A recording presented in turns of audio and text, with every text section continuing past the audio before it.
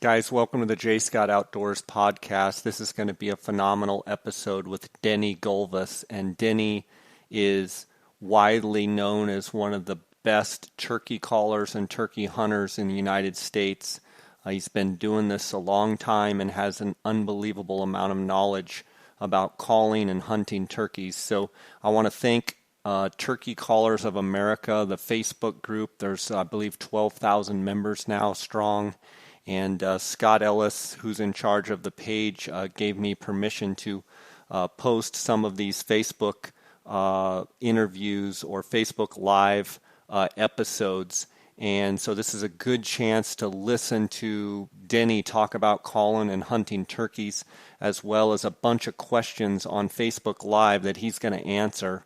And it's just an unbelievable opportunity if you're a turkey hunter. Guys, I want to thank you for supporting my podcast. I want to ask you, if you haven't and you enjoy the podcast, or if you don't enjoy the podcast, to go on iTunes and to leave me a review.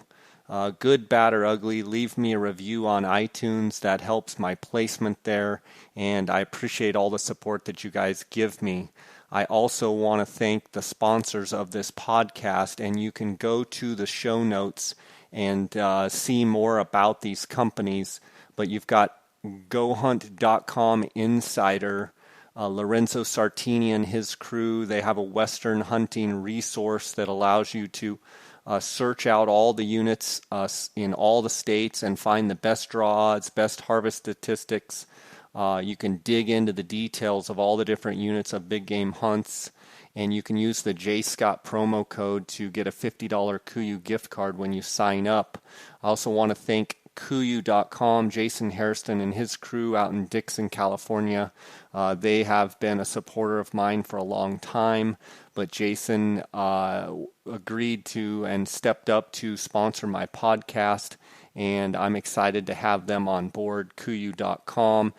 They make the best ultralight hunting gear. It's the gear that Dara and I use and have used since around 2010. Check them out at KUIU.com, also phonescope.com. They make the best digiscoping adapters where you can adapt any phone to any optic, meaning any spotting scope or binocular. If you use the JScott16 promo code, you're going to get a 10% discount there at phonescope.com. And Cody Nelson and his crew at the Outdoorsmans, outdoorsmans.com, 1-800-291-8065. You get a 10% discount when you mention the J. Scott promo code there. You can also go in the shop in person and get the discount. So, guys, if you have any questions or comments about the podcast or things you want to hear or things you want to know or what have you, you can email me at jscottoutdoors@gmail.com. Let's get right to this episode with Denny Gulvas. Connection here. Someone will maybe give me a thumbs up, make sure that I'm live, and we'll get started. Kind of listening to probably my favorite subject for sure, and that's turkeys.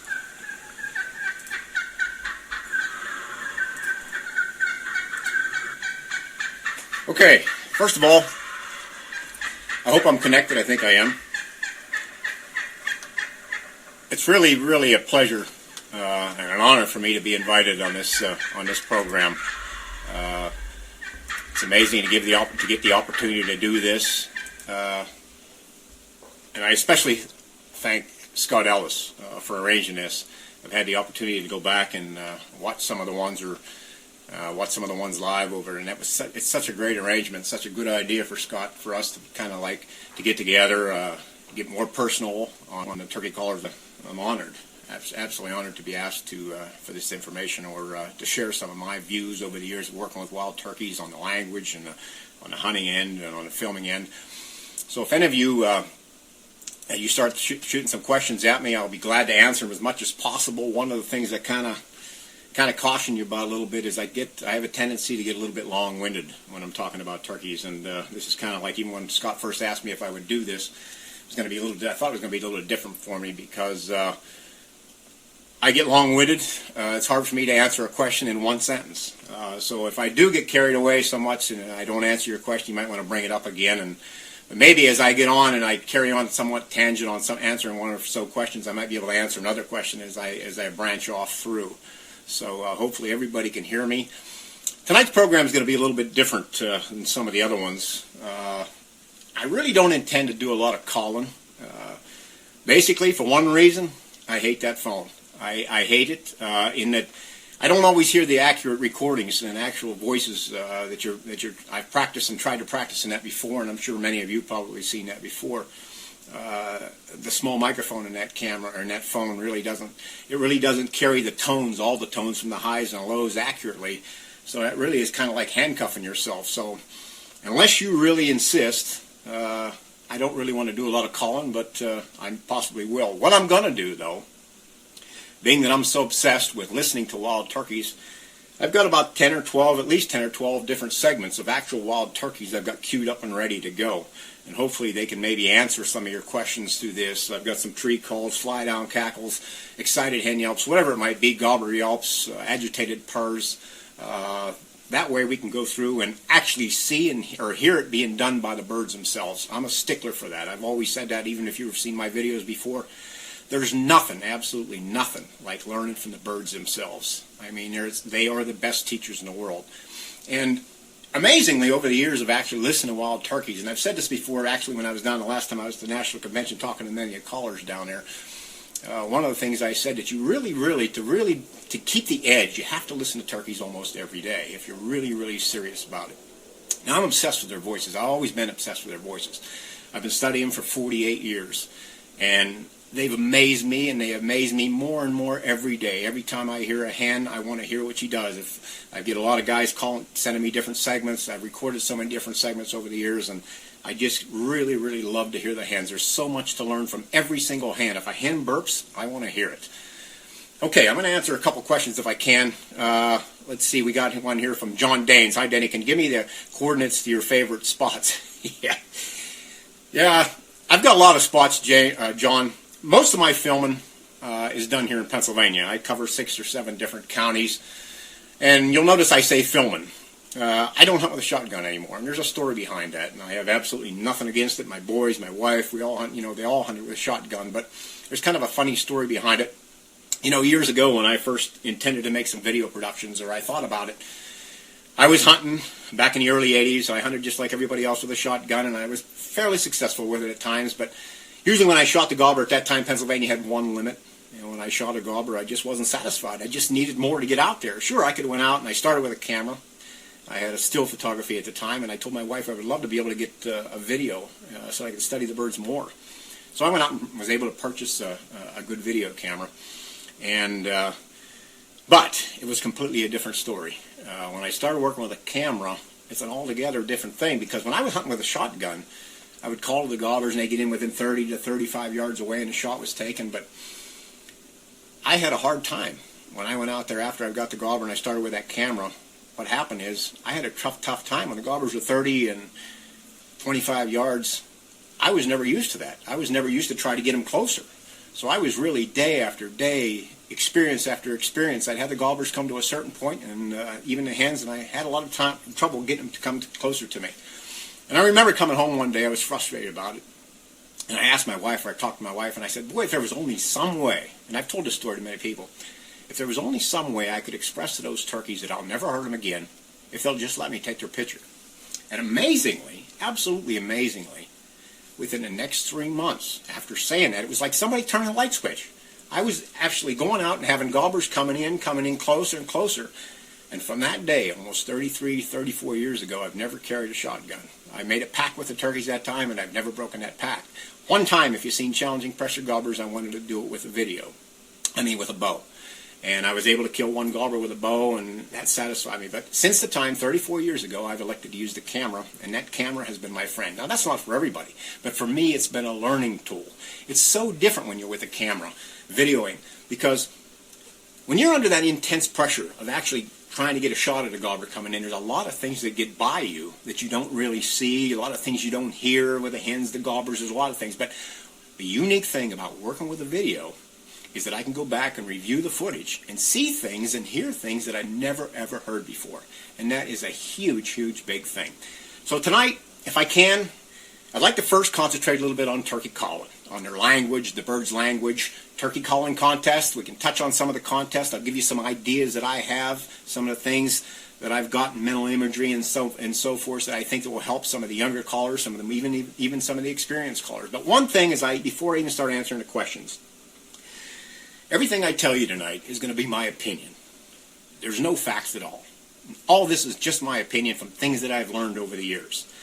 When you're dealing with a wild turkey, they have a tendency to humble you. One thing about the wild turkey, and I'm not telling any one of you anything, they are so unpredictable.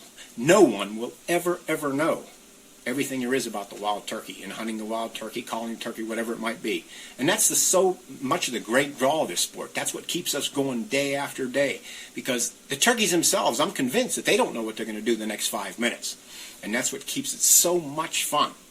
So everything you hear, everything I say, it's just my opinion. You could take it for what it's worth, but I'm going to share with you some of the ideas I have on calling, on the language, and also on hunting the birds. Okay, let's see what we got. I'll go back. Like I said, as you can see, some of those questions, if you're watching on the computer or however you're watching, those questions are kind of keep coming and going. I'm only seeing 4 or 5 at a time. If I don't happen to answer them, if you want to go back and answer or ask me, I'll try to answer them. Chris, how you doing, Chris? Mike Weibel, hi, Denny. As the turkey numbers continue to decline across the area, you're finding it easier or more difficult to call in the gobblers you locate? That's a good question, Mike. Excellent, good question. There's a number of factors involved in that, Mike. We've seen a change. I've seen a change in 30, 35, 40 years. I've seen a change in the turkeys on how they respond. It depends on where you're hunting, too. It depends on the area you're in. But one of the main things I've seen, especially here in Pennsylvania, and I know this is characteristic to a lot of different states, is the predator population. The predator population has exploded here in Pennsylvania. And those turkeys, they know that when they open their voice, they open their mouth to say anything, they're attracting predators, natural predators. And that's huge for them. So naturally, I've seen a decline in how some of the turkeys are talking. They don't talk nowhere near as much as they used to. And it's not so much from hunting pressure. It's from those natural predators out there that they deal with from the time they're first hatched in an egg until the time they go back in the earth again when they're dead. That's amazing. That from every single second of a turkey, from the time he's hatched until he's dead, there's always something after him. And his voice, he learned or she learns, can get him in trouble. And that's huge. But there's been changes off and on. It depends. We just have to learn to deal with them. But one of the main things I've seen, absolutely one of the main things I've seen, is the predator population has exploded. And that's having a definite effect on how turkeys are responding to calls or how they're acting to our techniques and such. Good question, Mike. Steve, how you doing? Denny, you're a true legend and a friend. I don't know about that. My question, will you ever travel to Iowa or Missouri to share a tree with me? Steve, I get a lot of requests every year. A lot of requests. I've had requests. I've been to a few states. I've been to Tennessee, Virginia. I filmed in a few of those states back. I used to hunt in a couple of those states also. But I kind of try to concentrate most of my time right now in Pennsylvania. I have so many places to check. And one of the things I really concentrate on now is learning about the hens. I just love filming hens.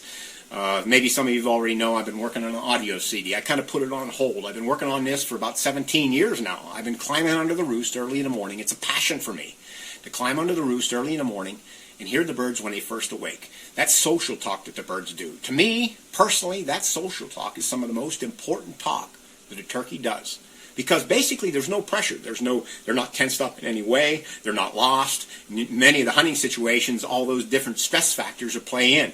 But early in the morning, when the birds first start waking up, that social talk, when one hen's talking to a gobbler or one hen or this hen's talking back and forth to each other, that social talk in that they're comfortable and they talk to each other. When I started doing this and I went back and looked and reviewed some of my footage, it's amazing, and some of the audio off of it, it's amazing on how much you can learn from that social talk. And then when you apply that to a hunting situation, it's incredibly important. So that's what I've been doing. Like I said, the audio CD that I was going to put out, I kind of put it on hold.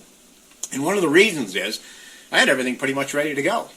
And I was sitting at my desk one day making turkey calls, and I had a guy call me. It's an interesting story. I had a guy call me, and he said to me, anything new? And I said, well, matter of fact, I'm working on an audio CD right now. He says, what's it on? I said, it's going to be on audio. It's an audio on live turkeys.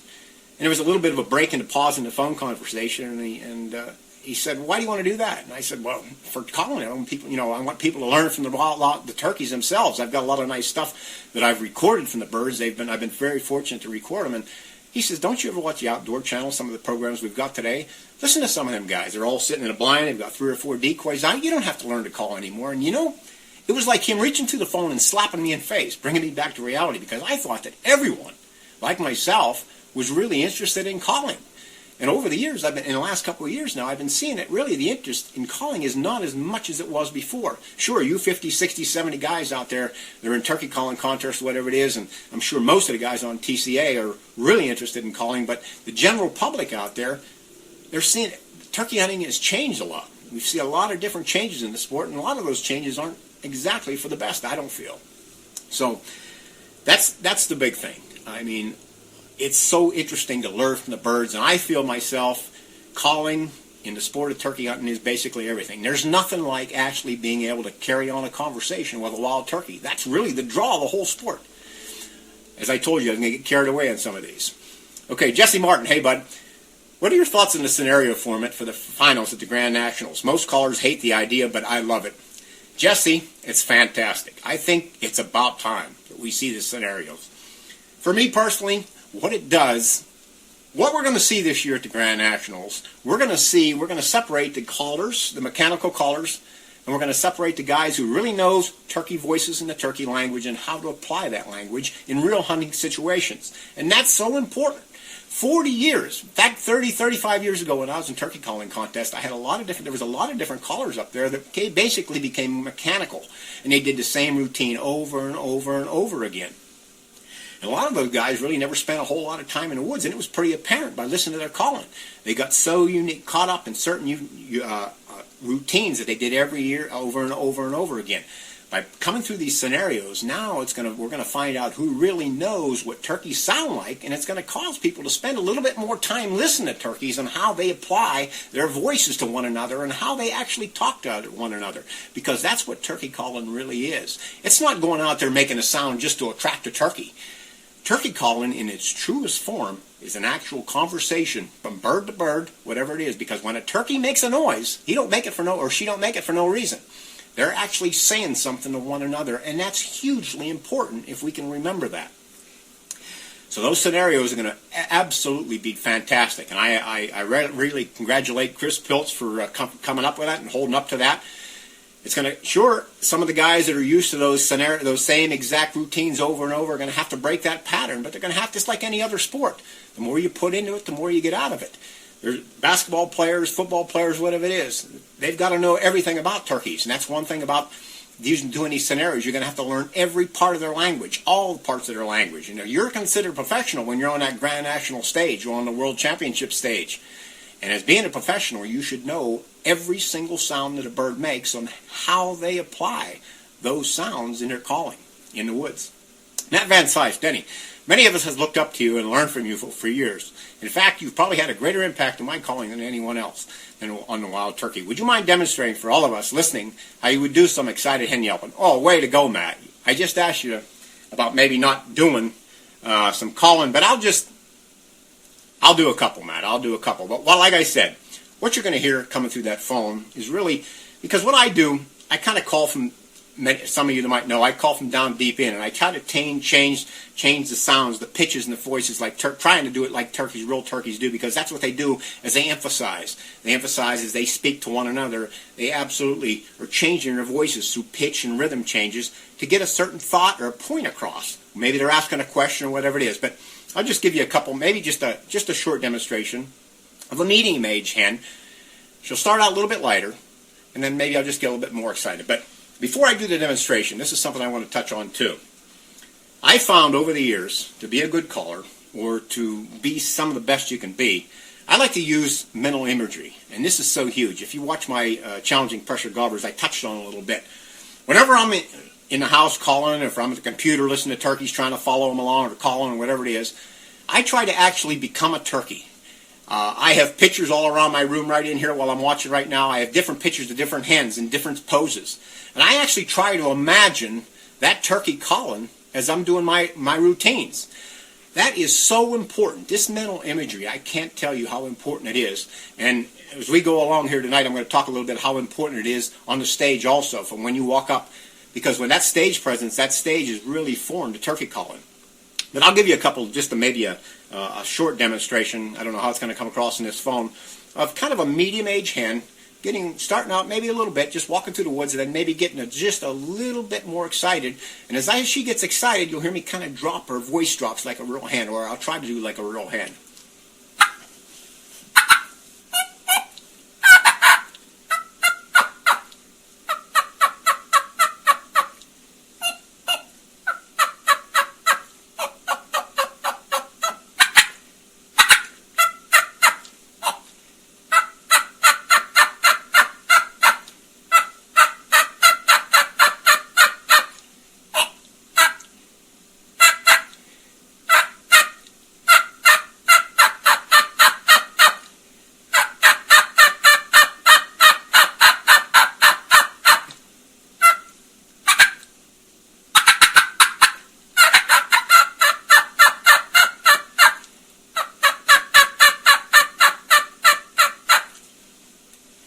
There's so many variations. You see me start to touch a little bit with my hand. If you watch Challenging Pressure for Gobblers, it's something I've done. I do it a lot. Biggest thing for me, it's mental imagery. I actually pretend that I'm actually seeing a hen do it. But lately, because I'm a filmmaker, I try to get away from my hand as much as possible, because when I've got that big heavy camera on my shoulder, it kind of limits me. And I've had a lot of problems when I'm actually talking to birds, be it hens or gobblers, and I get so used to working with my hand that I can't get back into that natural sounds and natural rhythm and pitch changes when I'm not using my hand. So lately, in the last couple of years, I've been kind of trying to break away from it as much as possible. But there's so many variations when you're doing calls. You know, we talk about excited hen yelps, and they're very important. But, you know, a lot of times out in the woods, and it depends on where you're at, you know, hens aren't always excited. The excited is a really, really good call to know on how to change your voice like a real hen does. But those real light sounds are very, very important too. Okay, Daryl, check out your PM, Chris Parrish. Not sure what that means. Great info, Denny. Another thing, like I said, listening to turkeys, there's no substitute. Absolutely no substitute at all about listening to wild turkeys. You have to really, really listen as much as possible to get the little, like you hear me talk about pitch changes and rhythm changes. There's no other way to learn that. You can't learn that from another guy. You have to actually be able to, you have to be able to hear the birds, hear how do they do that kind of stuff, to be able to understand it the correct way. Now, I did a little bit excited yelps. Let's kind of calm down a little bit. And we're going to go through a few of the calls now of the actual turkeys. Now, hopefully this is going to work. I've got this queued up, and hopefully you're going to be able to hear it as good as I can here. Naturally, I've got a big subwoofer here and some really good speakers. Matt, you've been in my house before. You know that, I mean, I can actually shake the windows with some of this stuff. But what I want to do is I want to talk about, I'm not going to go through all the calls naturally, but one of the things I want to talk about is, for instance, like on this audio CD I was talking about, how important tree calling is. You know, a lot of guys don't understand tree calling. We hear it it's one of the calls that's asked for in turkey calling contests all the time, in many of the major turkey calling contests. But the tree call is a very important call.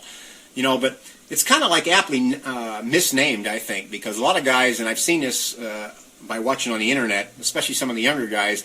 I remember one time a guy posted a thing on there one time where he said that, why in a turkey calling contest don't they let us call out like a hen does in a tree? Well, in all the years, the 17 years I've been climbing under the roost and watching a lot of these hens, you know, I found out that there's kind of stages that they go through. And the first stage, when a hen first wakes up early in the morning, she does a tree call. Now, the tree call, I think, should be better named as kind of like a wake-up call. And that wake-up call that a hen does is almost like she doesn't really open her mouth. It's just a sound that really can't be heard more than 15 to 20 yards away. All it does, and all it's made for, all that tree call does, the wake-up call is, it just lets each turkey in the area, in the general area, know that they're still there. That's an important call, especially in a high-hunted area, in a high-pressured area where gobblers are hunted in. Sometimes this tree call is the best call, absolutely the best call to use, and it sometimes is the only call to use. So let's take a quick listen now. It's only about 2 minutes long, but listen closely. Listen closely to the wake-up tree call on how a bird, I've got a hen sitting right above me now, and listen closely as they wake up. And as it goes on, you'll notice as that bird wakes the next 5 minutes or so, you'll actually hear them start to get a little bit more aggressive before they fly off the roost.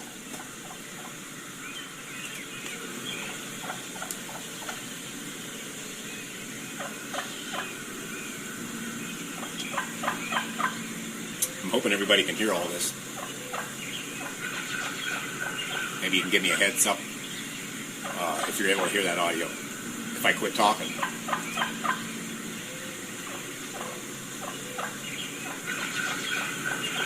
Notice that light under the breast stuff. You could barely hear that 15, 20 yards away.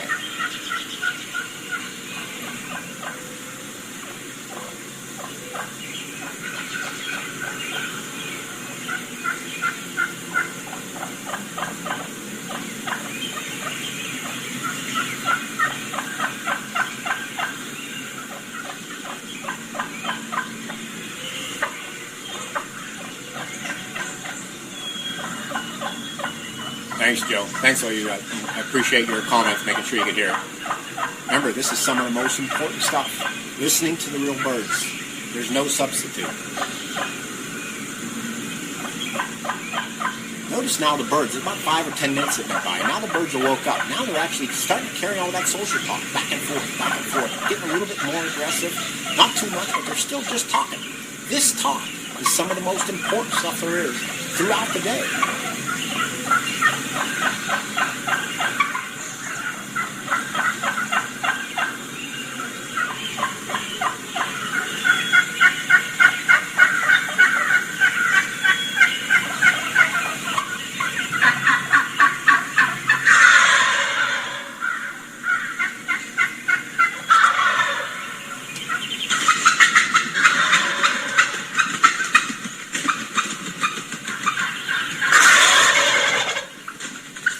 Beautiful fly-down cackle.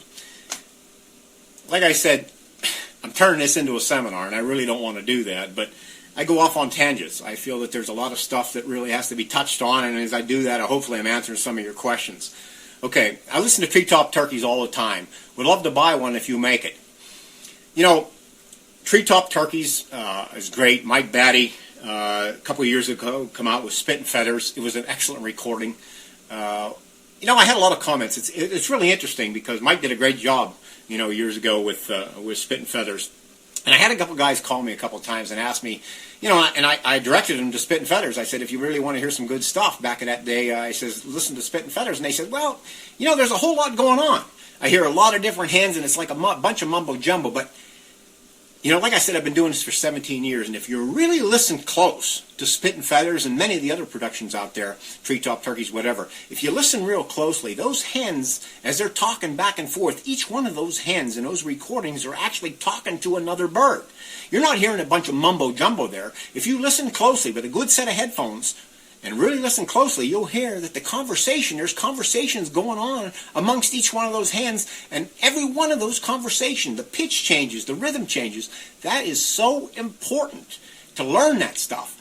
But what's really crazy about this, and listening to turkeys is, and I said this before, you've got to listen to it all the time, almost daily. You've got to listen to it. But amazingly, you could go to listen to turkeys all day, and when I go to bed and get up in the morning, I kind of lost that edge until I've got another 3 or 4 minutes of actually listening to birds till I can catch that edge again.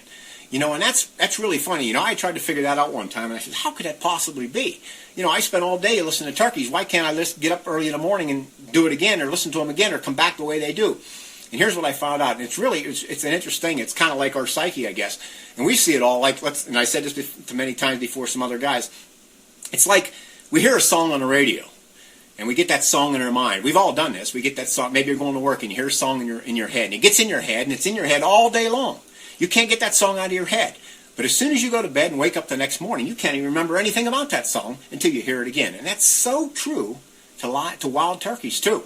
You've got to, if you're really serious about this, and you're obsessed as I am, and many of you guys, if you're really obsessed, you've got to listen to every single bird in different situations and listen closely. You know, I have a lot of guys tell me, yeah, I listen to turkeys a lot.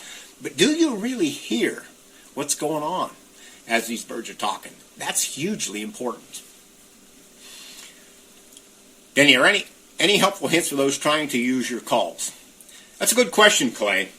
You know, I call differently everyone else. Not everyone. I see a lot of guys who are trying to do it. Matt's doing it. Matt's doing an excellent job. Chris Parrish the other day, he's been using his stomach. What I like to do, I like to bring all my sounds from within. If you've ever used my calls you probably notice are not split. There's no cuts in my calls.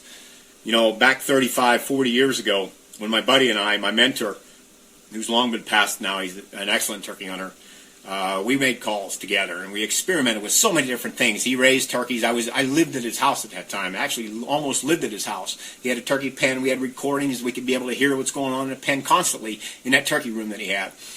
And we knew that turkeys, we learned way back then that they had a kind of a raspiness, a resonance, a chesty, whatever you want to call it, throughout their sound, no matter the age of the bird. So we would go back in 30, 35 years ago, and we split and cut a couple calls, but I really didn't care for them. Because to me it was kind of a tinny sound. So we tried to develop different ways of putting the latex together, and I come up with some different things, and it's taken me many, many years. But I've got a way now that my calls it takes a long time to make each call, but I got a unique way of stretching each one of the latexes so that every latex works with each other. And if you learn to bring the sounds up from within, you can get that natural resonance or that natural throatiness that every hen has, even a young hen. If you listen real closely to a high-pitched young hen, there is some throatiness, some chestiness in even a young hen. So that's really hugely important. Basically, it comes from the vocal box is down inside the chest, in the neck of the hen. And if you really, like Joe stated the other day, there's really something really huge. I know in all the years that I raised wild turkeys, I used to sit in my pen, and it's amazing when you're right next to them. When I'm in the woods filming the birds and I've got them within yards of me, it's amazing to be able to hear the voices, the sounds that are coming from those. It's amazing on some of the sounds they make, and try to duplicate that is really incredibly tough.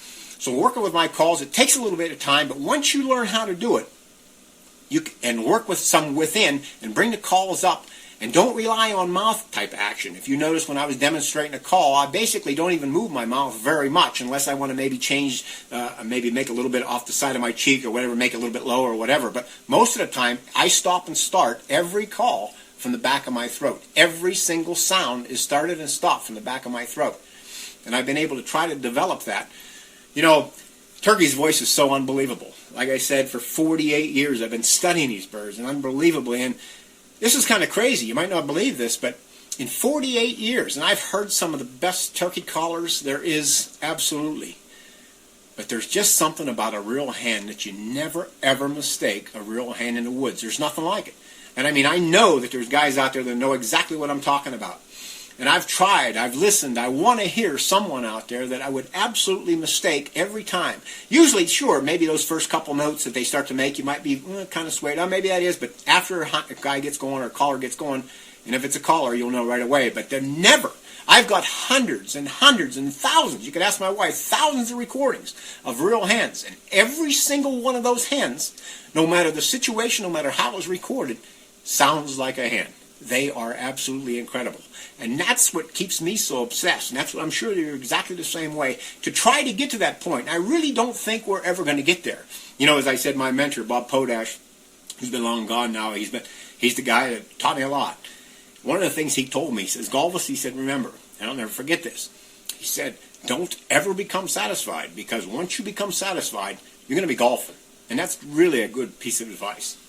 Chris Reed, hi Denny. I still use your pics for my seminars, especially the one where you can see the hen's pupil in the back view of her head. Turkeys and humans both have one rod for right vision. How well do you think turkeys can see in low light? You know, like I said, I've spent a lot of time under the roof, 17 years. I've been under so many different situations, and turkeys can see pretty good in low light. I'm telling you right now, I've been under, you know, like I said, I went an hour and a half, 2 hours before light. And I've had some birds actually take off right above me. You know, you can't realize how hard this is to get these roost recordings, because I try to get as close as I can. I use two separate, really good microphones, incredible microphones, both on my right to left to get stereo sound. And the best thing is get as close as you possibly can. Now that sounds easy sitting here, but when you go out there and try it, you can't believe how difficult it is to get right underneath a flock of turkeys without upsetting them in any way. Because if I break a branch or break a stick, it changes the mood of the turkeys, even though it's in the pitch black and they're still sleeping. As soon as one wakes up, they know that there's something underneath them. And there's a good chance that one broken twig or whatever it is going to change their attitudes when they start to wake up, and they probably won't talk as much. Okay, Ben, can you explain the difference between Jake yelps and gobbler yelps, and what you think judges should be looking for? That's a good question, Ben. Like I said, they're going to incorporate Jake yelps and gobbler yelps in some of the contests now. I think it's fantastic.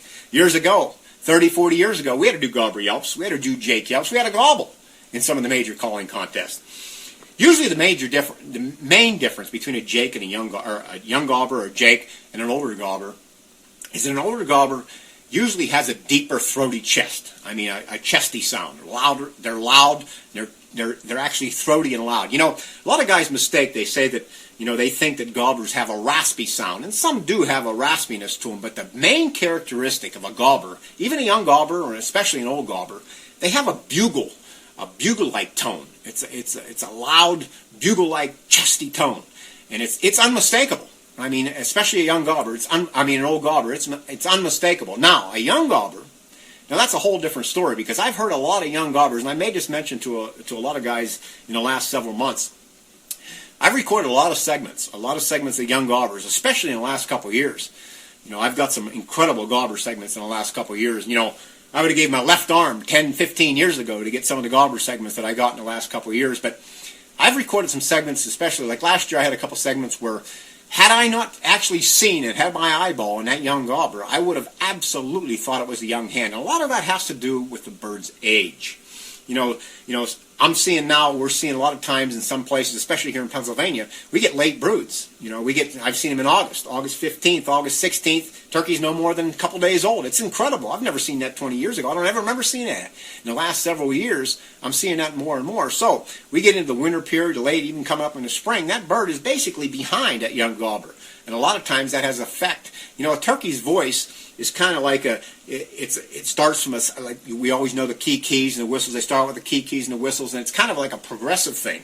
A bird's voice progresses as it gets a little bit older. So we get into that period where a young gobbler who's really not as old as maybe, you know, another one's 2 months older than him, his voice is going to be more kind of like higher pitch and a little bit more pitchier. But I've heard gobblers make some incredible sounds that people would never believe came from a wild turkey. I've heard burps and coughs and groans. Chad Claycomb, he had a recording up here. He placed it on there, which is a great. It's on YouTube or on his page of a groaning turkey. I've heard many times. I've heard gobblers groan like that. I've heard burps. It's incredible, some of the sounds, but they are so unique in their sounds. So I'm really glad to see that those gobbler sounds are out there, because they're hugely important, especially to a fall hunter. But even in the spring, I mean, you can really attract gobblers through gobbler yelping, Jake yelping, whatever it is, especially in the latter part of the season when the birds are starting to get back together. The gobblers are starting to get back together. A couple of Jake yelps or a couple of gobbler yelps to try and attract the buddies that are out there, those buddies, and bring them back together again, maybe with a few gobbles. That's absolutely incredible. Important to learn some of those things. So learning a gobbler yelp, and there's only one way to learn. That's from listening to the gobblers as much. And today we've got the recordings out there. If you listen really closely, or if you watch on YouTube, there's a number of recordings out there and segments out there on gobbler yelping. So that's a great question, Ben. Bob Smith, any new productions coming out anytime soon? You know, I've had that asked to me a lot. Can you imagine? I've been able to, you know, I'm very fortunate. I retired a couple of years ago, and I get the opportunity to spend 140, 150 days a year in working just with turkeys and filming wild turkeys. So you can imagine how much footage I've got. I've been so fortunate, so blessed in what I've got. I mean, you can't believe some of the things, and I've had a lot of guys ask me about it. But it's a huge undertaking, making a video. When I made the videos, I was younger. I had that enthusiasm to go out and try to do that. Now I just can't. I just love being in the woods. I just love being there with the turkeys. So I might do another video production, and I think if I do another video production, it's probably going to be more keyed to hen voices, because I've got a lot of nice segments out there just on hen talk. And as I said, I really, and sure, there's going to be a lot of hunts in there too, I would imagine. But right now, I'm kind of concentrating on an audio CD. I didn't do this for 17 years for nothing. I'm just waiting for the right time for it to come out, because I think it's going to come back around where people are going to start to see that, the fun of actually sitting in a blind on a chair with 3 or 4 decoys, basically sleeping and then waking up and shooting a turkey, that's not really what turkey hunting really is. And I think that, that's okay for a youngster and things like that. There's nothing wrong with that. And I have nothing against, as long as it's legal. There's nothing, if it's legal, then it's okay. But, there's just something about turkey hunting. There's a whole lot of many different factors that go into a successful turkey hunt. And each one of those factors are very exciting and important. And that's what it's really about. So, I believe it's going to come back, and hopefully I'm going to put that audio CD together so that everybody can really hear, because I think it's really huge. Because a lot of the sounds that I've been able to record over the years are incredible sounds that many people have never heard before. Okay, David, do you think decoys are helping young new hunters from actually learning how to hunt turkeys? Absolutely. I mean, not only young hunters. I use a decoy occasionally when I'm filming. I've had some incredibly fantastic, funny things with decoys. You can't believe many, many things. I used a lot of different decoys. For years, I've used a blow-up decoy. And I've had a lot of fun with a blow-up decoy. I'm working with a camera. I've got a lot of equipment to carry, all kinds of wires. I've got 50 foot of wire just one wire alone, besides the microphones and all the other calls and everything else I have with me. There's a lot of things there to carry around. So the blow-up decoy is perfect for me. And I've used that blow-up decoy, and you can't imagine some of the fun I've had with a blow-up decoy. I mean, I've had gobbler after gobbler on top of a blow-up decoy. Popping a blow-up decoy. There it is, laying on the ground, and he's still trying to tread what looks like an old rag laying on the ground, and he's treading it over again. Some humorous situations. I can't tell you how much. But a decoy can be a very valuable tool, because it gives a gobbler something to look at on the way in. It gives that visual stimuli instead of just hearing the bird. Once he gets that visual, but there's an art to using decoys. There's definitely. I could talk to you about this all night on how to use a decoy. Decoy placement is hugely important on how you place your decoy. Even just by tilting your head maybe just a little bit too far forward or maybe backwards or whatever it is, it gives the hen maybe an unnatural look, and a gobbler recognizes that, especially a gobbler has had decoys before.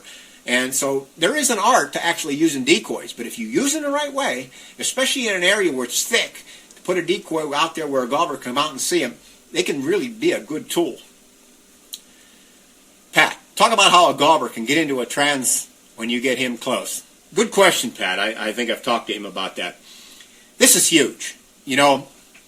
All the years of filming wild turkeys, and I used to do this in seminars. I did seminars for 15 or 20 years, and I did a video-assisted seminar where I'd go through some different talk, and when I would talk about different segments and different encounters, we'd actually go out and watch and see it being done.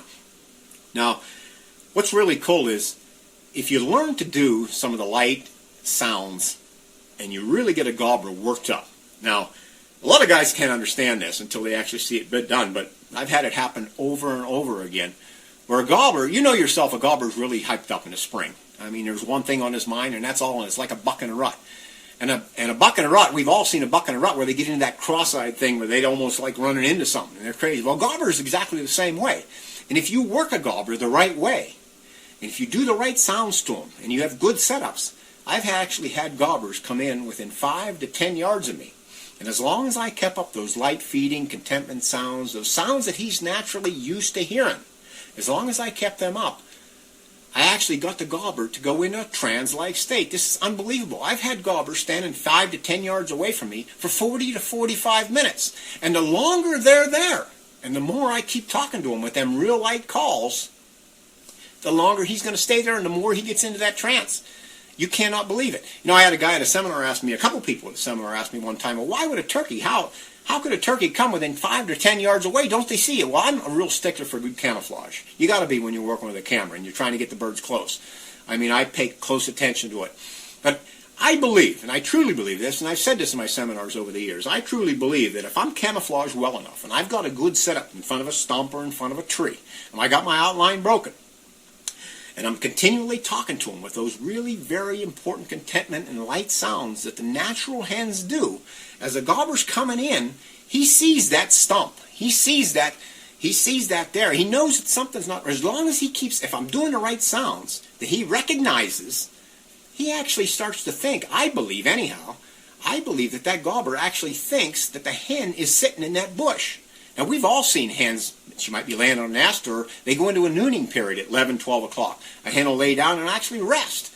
And I actually believe that as long as he's hearing sounds that he's used to hearing, he's comfortable with, and that's where he goes in that trance-like state. And I've had him walk back and forth and back and forth. As a matter of fact, I've actually had a situation one time where I called a gobbler up in Potter County in some of the most toughest areas up there.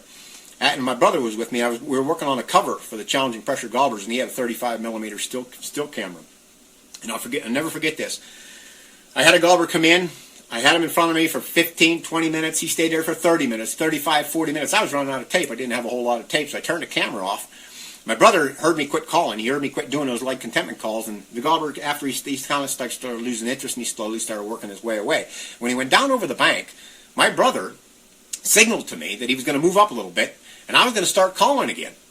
And I started calling. He got into a new position, and I called, and the gobbler come back up over the hill and started working his way into me. And I started with those light contentment calls, and here he comes again.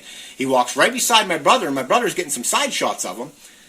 He gets up on his knees, unbelievable. You've got to remember now, this is hard to believe. He gets up on his knees, and he actually starts walking towards the gobbler. And he stands up behind the gobbler, and I kept talking during this whole time, and the gobbler is coming to me, and at times he's looking back at my brother, who's got the 35 millimeter camera up, and he's trying to take pictures of it, and I'm kind of almost laughing. I couldn't believe what I was seeing. He's walking right behind this gobbler. Now, you might say to yourself, oh, that's a tame gobbler, but this is in the Hammersley Wild area of Potter County. There's not a house within 20 miles of there. Now, it just goes to show the state of a gobbler can be. It's like a buck in a rut.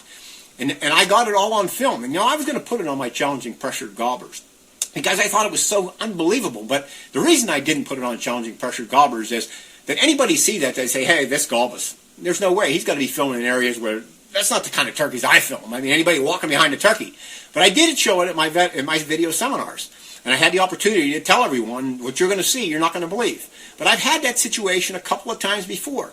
So if you do the right sounds and do them the right way, the natural way, and learn to do them the way that a gobbler is expecting to hear that stuff, they can go into this trance-like state. It's amazing. I could spend all night talking to you of many different situations I've had like that. So that's a great question. John Haynes, can you explain the difference between all your mouth calls and which is the easiest for a beginner? Proper techniques for using a gobble tube like the one you use. Well, I always kind of say I make a double, a triple, a master's choice, and a forerunner. Probably the double is the easiest to use, but everybody, all it does is just whatever you get used to. The double, you're only working with 2 latexes in there. It's a little bit easier to make the sounds, but the master's choice is probably the one I use the most by far, that master's choice. And I can do a lot of different sounds with it. I probably use it 90 to 95% of the time. But, I've had guys call me, and some guys really love the forerunner. Some guys love the triples. But, each one, it just takes a little bit of practice, like anybody else's calls or whatever it is. It takes a little bit of practice. And once you learn how to blow it from within, actually, I don't force the calls. And that's really huge with my calls. I try to tell everyone not to force the sound. A lot of guys will put my calls in after blowing a split-reeded call, whatever, and they try to use a mouth-type action, and they blow it so hard. Well, really, what happens, that's defeating the purpose of what my calls are. You actually want to roll into the call, roll into as much as you can, get the highs to the highs up into the lows, roll into the highs to the lows. And it doesn't take a lot of sound. You don't have to call out. A turkey has an incredible, I just talked to a guy a little bit earlier about this. A turkey has an incredible sense of hearing. I mean, I know deer can really hear good, but I really, really would say that a gobbler can match, or a hen can match a deer any day. They've got an incredible, and I've done studies over the years on gobblers. I can remember one time, a number of times, I've been in some of the Potter, Cameron County mountains, gobblers two ridges away, almost a half a mile away. And I would cluck once or twice to them, and the gobbler would gobble. And I'd say, that's impossible. There's no possible way that this gobbler's doing it. And I'd do it over and over again. Their hearing is incredible. So you don't really have to call loud. And I found over the years that an actual hen, usually seldom ever calls any louder than she really has to. Because as I said earlier, those hens, they know that their voice can get them in trouble. Doug Brandenburg, would you say overcalling, talking too much, is the biggest reason new turkey hunters don't kill a gobbler? We like to hear each other call. We all like to hear ourselves call. I'm guilty of it as much as anybody else. And yes, you can definitely overcall. Every situation is a little bit different out in the woods. I like to read a gobbler. A gobbler will tell you a lot what to do. I can't sit here and tell you exactly, well, this is what you got to do, this is what you got to do. That comes from experience. It's like anything else. The more you learn from the birds, the more birds you get a chance to work with, you get a kind of like an inner feeling. Whenever a gobbler answers to me, I kind of like, some guys call it taking their temperature, and that's basically what it is. And it's hard to explain this, but how a gobbler responds to me, I kind of know or have an idea what I might want to say to him, or how hard I want to hit him with, or how not so hard. And he tells you a lot. If he jumps right in on my calls, Ben Lee said this years ago, if a gobbler cuts you in your calling, and this is 30, 40 years ago, Ben was a wise person. He knew what was going on in turkey calling and turkey hunting. One of the things he said is, if a gobbler cuts you in your calling, get ready, because he's coming. And I've seen that situation many times before, so you got to read each situation. Sure, many guys overcall.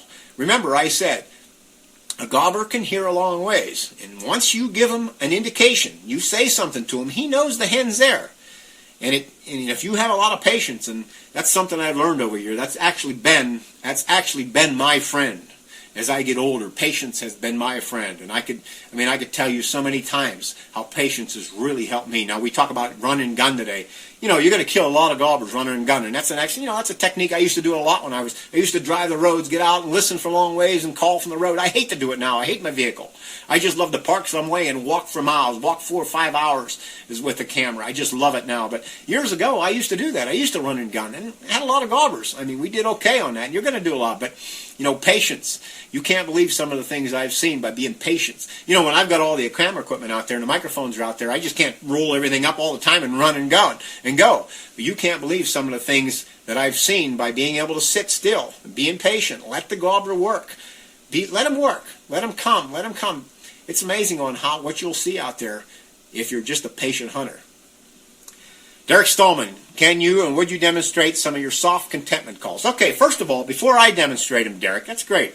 I'm going to let you listen to some real birds on some of the contentment sounds. Let's listen to what I like to call they're just like a under the breast type stuff that a real hen does. This is, like I said before, this is some of the most unbelievable light stuff that turkeys do. I mean, I like to call it up close and personal talk. Let's listen to it.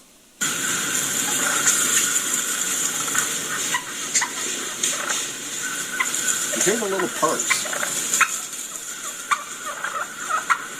Every once in a while, a few clucks and puts, real light. Remember, all this stuff you can't even hear this stuff within a matter of 15, 20 yards away. These birds are doing it under their breath.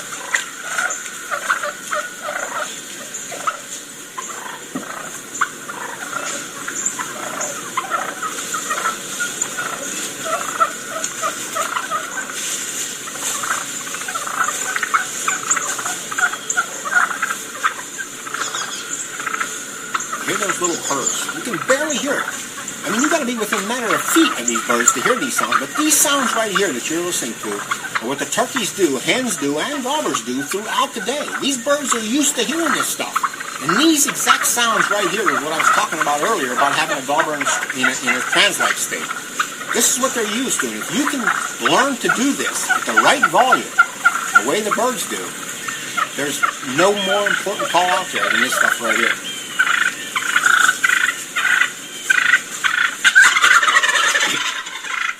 A little bit of agitated hen stuff. I see this a lot. I see this a lot throughout the day, and this goes on a lot of times. That pecking order of a wild turkey is really strong. And a lot of birds will actually try to override themselves or try to gain up another step in the pecking order. And we see that a lot with those agitated sounds. But those really, really light sounds are absolutely so important to turkey calling. Those light purrs. Now I'll try to demonstrate them again. I don't know how they're going to come across on this phone. But to give you an idea, I'll do some little light purrs and a couple light yelps.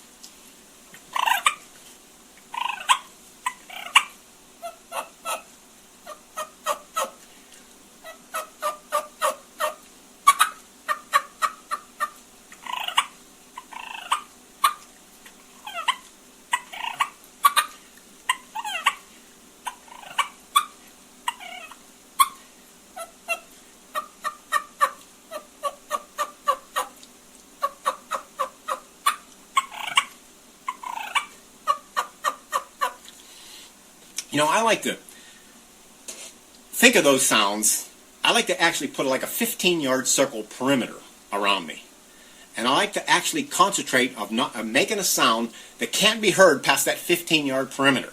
And that's a way to kind of give you an idea on how the volume or how low your volume is. You know, I judge a lot of turkey calling contests, and we hear a lot of purrs and a lot of contentment sounds and contentment yelps, but a lot of times, most of the guys, or a lot of those guys, are putting a little bit too much emphasis, too much volume on it, and really those purrs and those contentment type sounds are what I call 50 to 60 yard calls. Those are the sounds that you do when a bird's coming and he's 50 to 60 yards away. But once that gobbler gets within 20 to 15, 18 yards away, you've got to really be able to get the volume down. Just like almost the sound, just like you heard there, the sounds coming from within the turkey themselves. And those little sounds that you could barely hear within what I like to say that 15-yard perimeter. If you can practice those sounds, they are the key to successful turkey calling. Now, I've had guys say to me, well, what do I got to learn those light calls for? I'm not going to have a gobbler come in with 15 yards. I'm going to shoot him before he gets there. Well, you all know that when you got a gobbler coming in, they don't come straight in. You're going to have them go to your right, go behind you, or whatever. So you got to learn some of those light calls to keep that gobbler there. Otherwise, he's going to be gone. And that's where these light sounds really, really play. For me as a cameraman, I like to get them as close as I can possibly get them, and those are some of the key calls. Those are probably some of the most important calls to learn. Those light contentment calls, whether it be what I call pull wheel wheels that the birds make, or the hut per hut feeding calls. I talked about that on my challenging pressure gobblers. I like to equate it with the kind of our language. I say hut per hut so I can remember what the rhythm is in that. You'll hear them do what I call pull wheel wheels. Pull wheel wheels, the turkeys do. Each one of those sounds are important, but it's so hugely important to learn the light calls. I mean, you know, there are times for those light calls, and that's what the bird hears throughout the day. They recognize it. But Barry, Denny, can you demonstrate a kiki for us fall turkey hunters? You guys are killing me. I'll do a couple whistles when I do kikis. I won't do a kiki run. I'm just going to do, you know, kiki's an important whistle. You know, I've raised turkeys for many years. I just love the young turkeys. I learned a lot from the young birds. You know, when they ask for a kiki or a whistle in a calling contest, one of the things when I was judging a calling contest, and this is hugely important in a kiki or a whistle, what are we doing? The reason we do a kiki, the kiki is a lost call. That's basically what it is. In a fall type breakup situation, once the birds are lost from whatever, I mean, many flocks have never been broken up before, or if they've been broken up, you know, it's only been a couple of times, so they're frantically lost and they're wondering where their brothers and their sisters are. And a lot of guys fail to put that feeling in, that lost feeling into their calls, and that's hugely important. If you've ever been around a young bird who's been separated from their youngster, from one of their brothers and sisters, it's amazing. It's amazing some of the sounds. You can actually feel the intensity of being lost within their calls. Well, I'll demonstrate, get an idea of a young bird who's been lost, and then just kind of looking for one of his sisters or his brothers out there.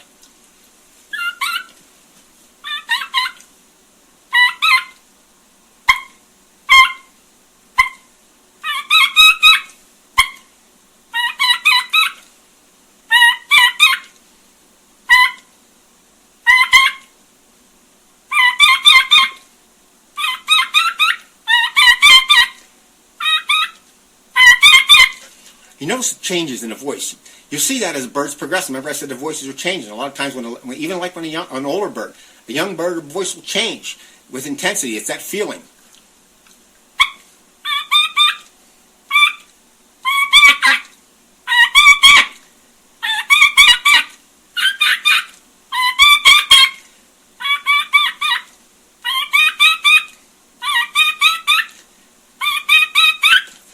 Now, as I'm demonstrating that call, you can't see it, but I've got two hens sitting right there, and a picture of a hen, and I'm looking at those hens when I'm doing them calls. Again, that mental imagery. I'm actually imagining that hen making that sound. No matter if I'm yelping, I'm cutting, or whatever it might be, I'm imagining those birds. That mental imagery is so hugely important in the woods, and especially on the calling contest stage. I can't tell you how important that really is, and I'll talk about that a little bit later on.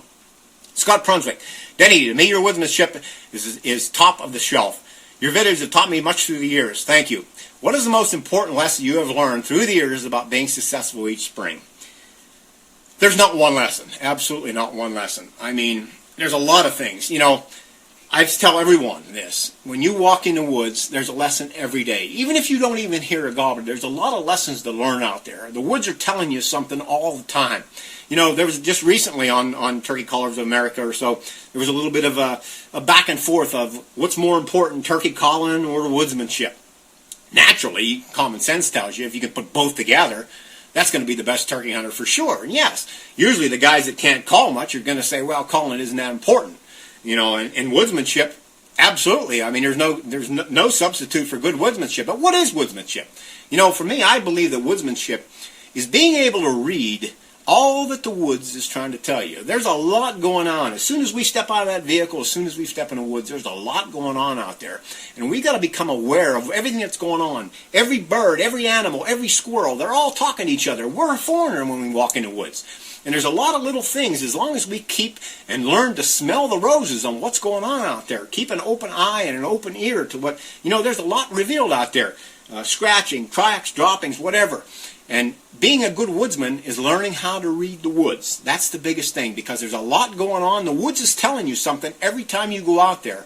So pay close attention to some of the things that they're telling you, because really woodsmanship really plays an important role. And when you tie both them together with good calling and woodsmanship, it's inevitable.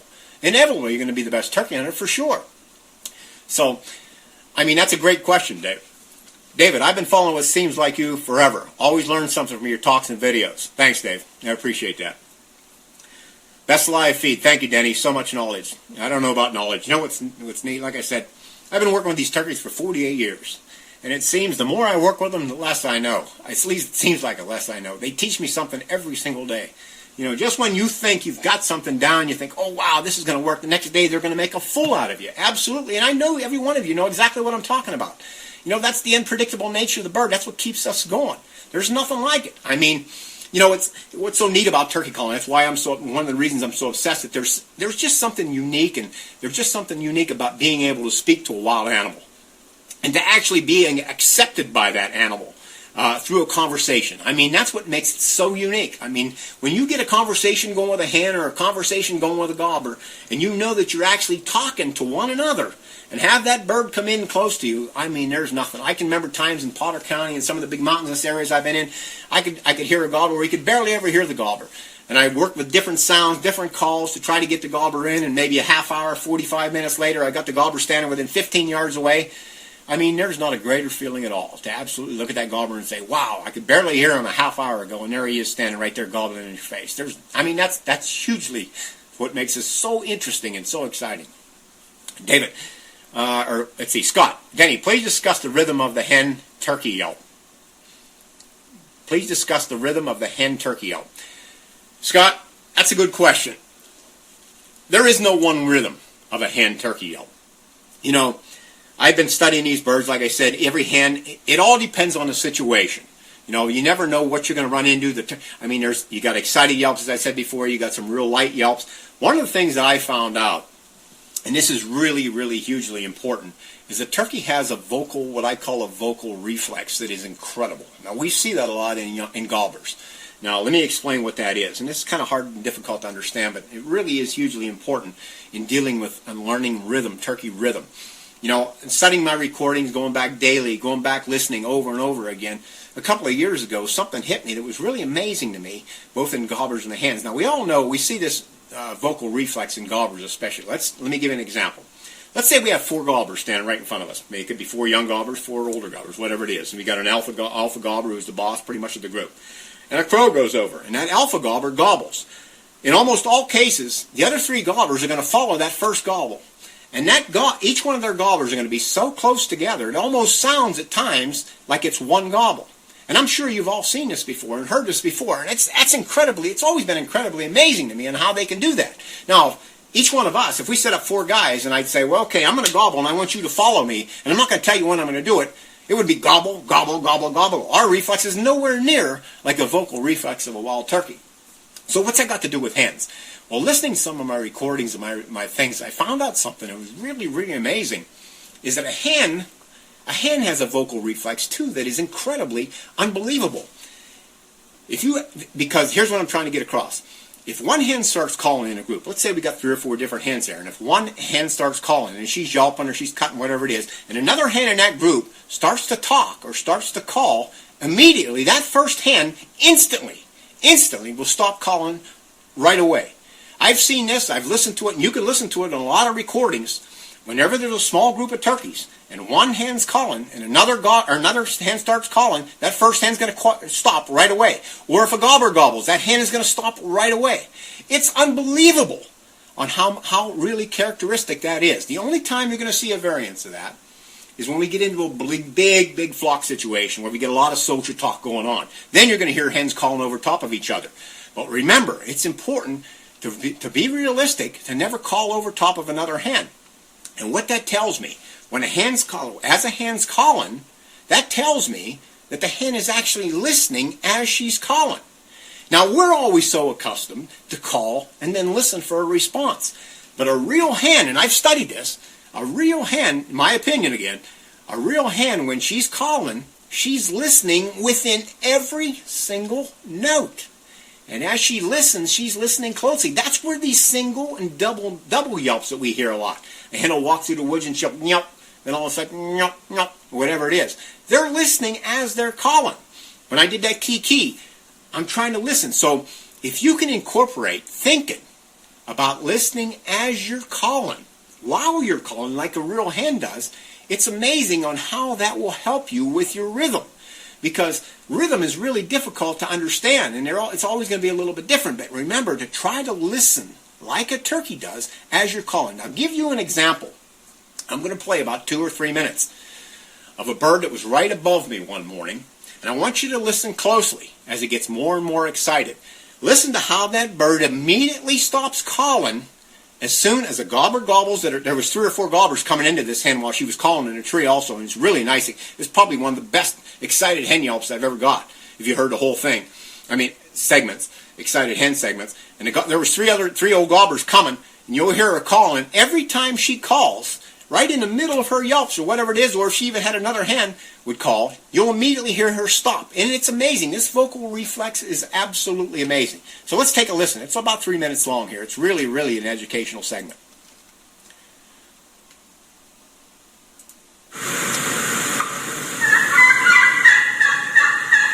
You hear that bird right there? It sounds like a hen. That's a young gobbler calling right there. I was set up, I had about 6 or 7 hens right above me, and one of these hens absolutely started opening up. She knew that the gobblers were coming to them, and she just sat there and started calling to them. But listen closely for that vocal reflex.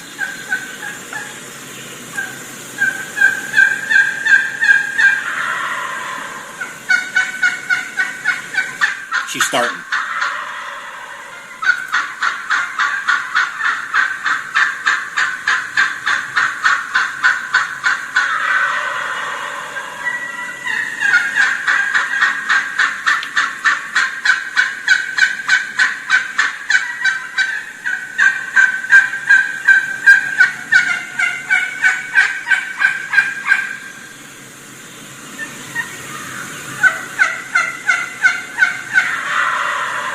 Listen when she gets going.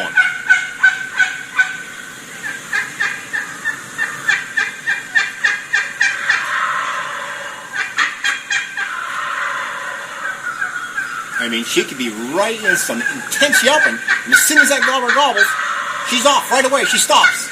She's listening.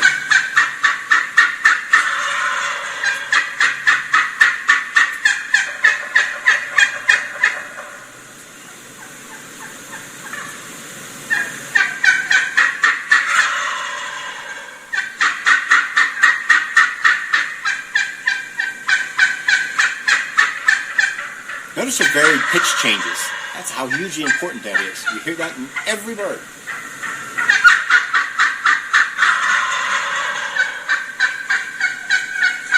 Notice how she stops every time that gobbler gobbles.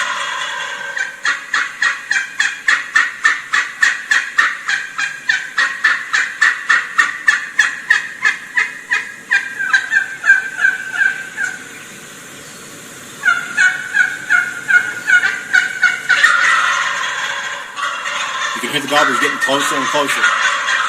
And she's looking down at them and she's talking to them, trying to bring them closer.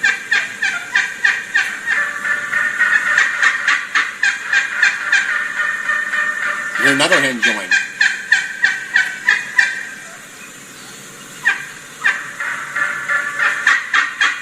You hear how she stopped as soon as the other hen started calling?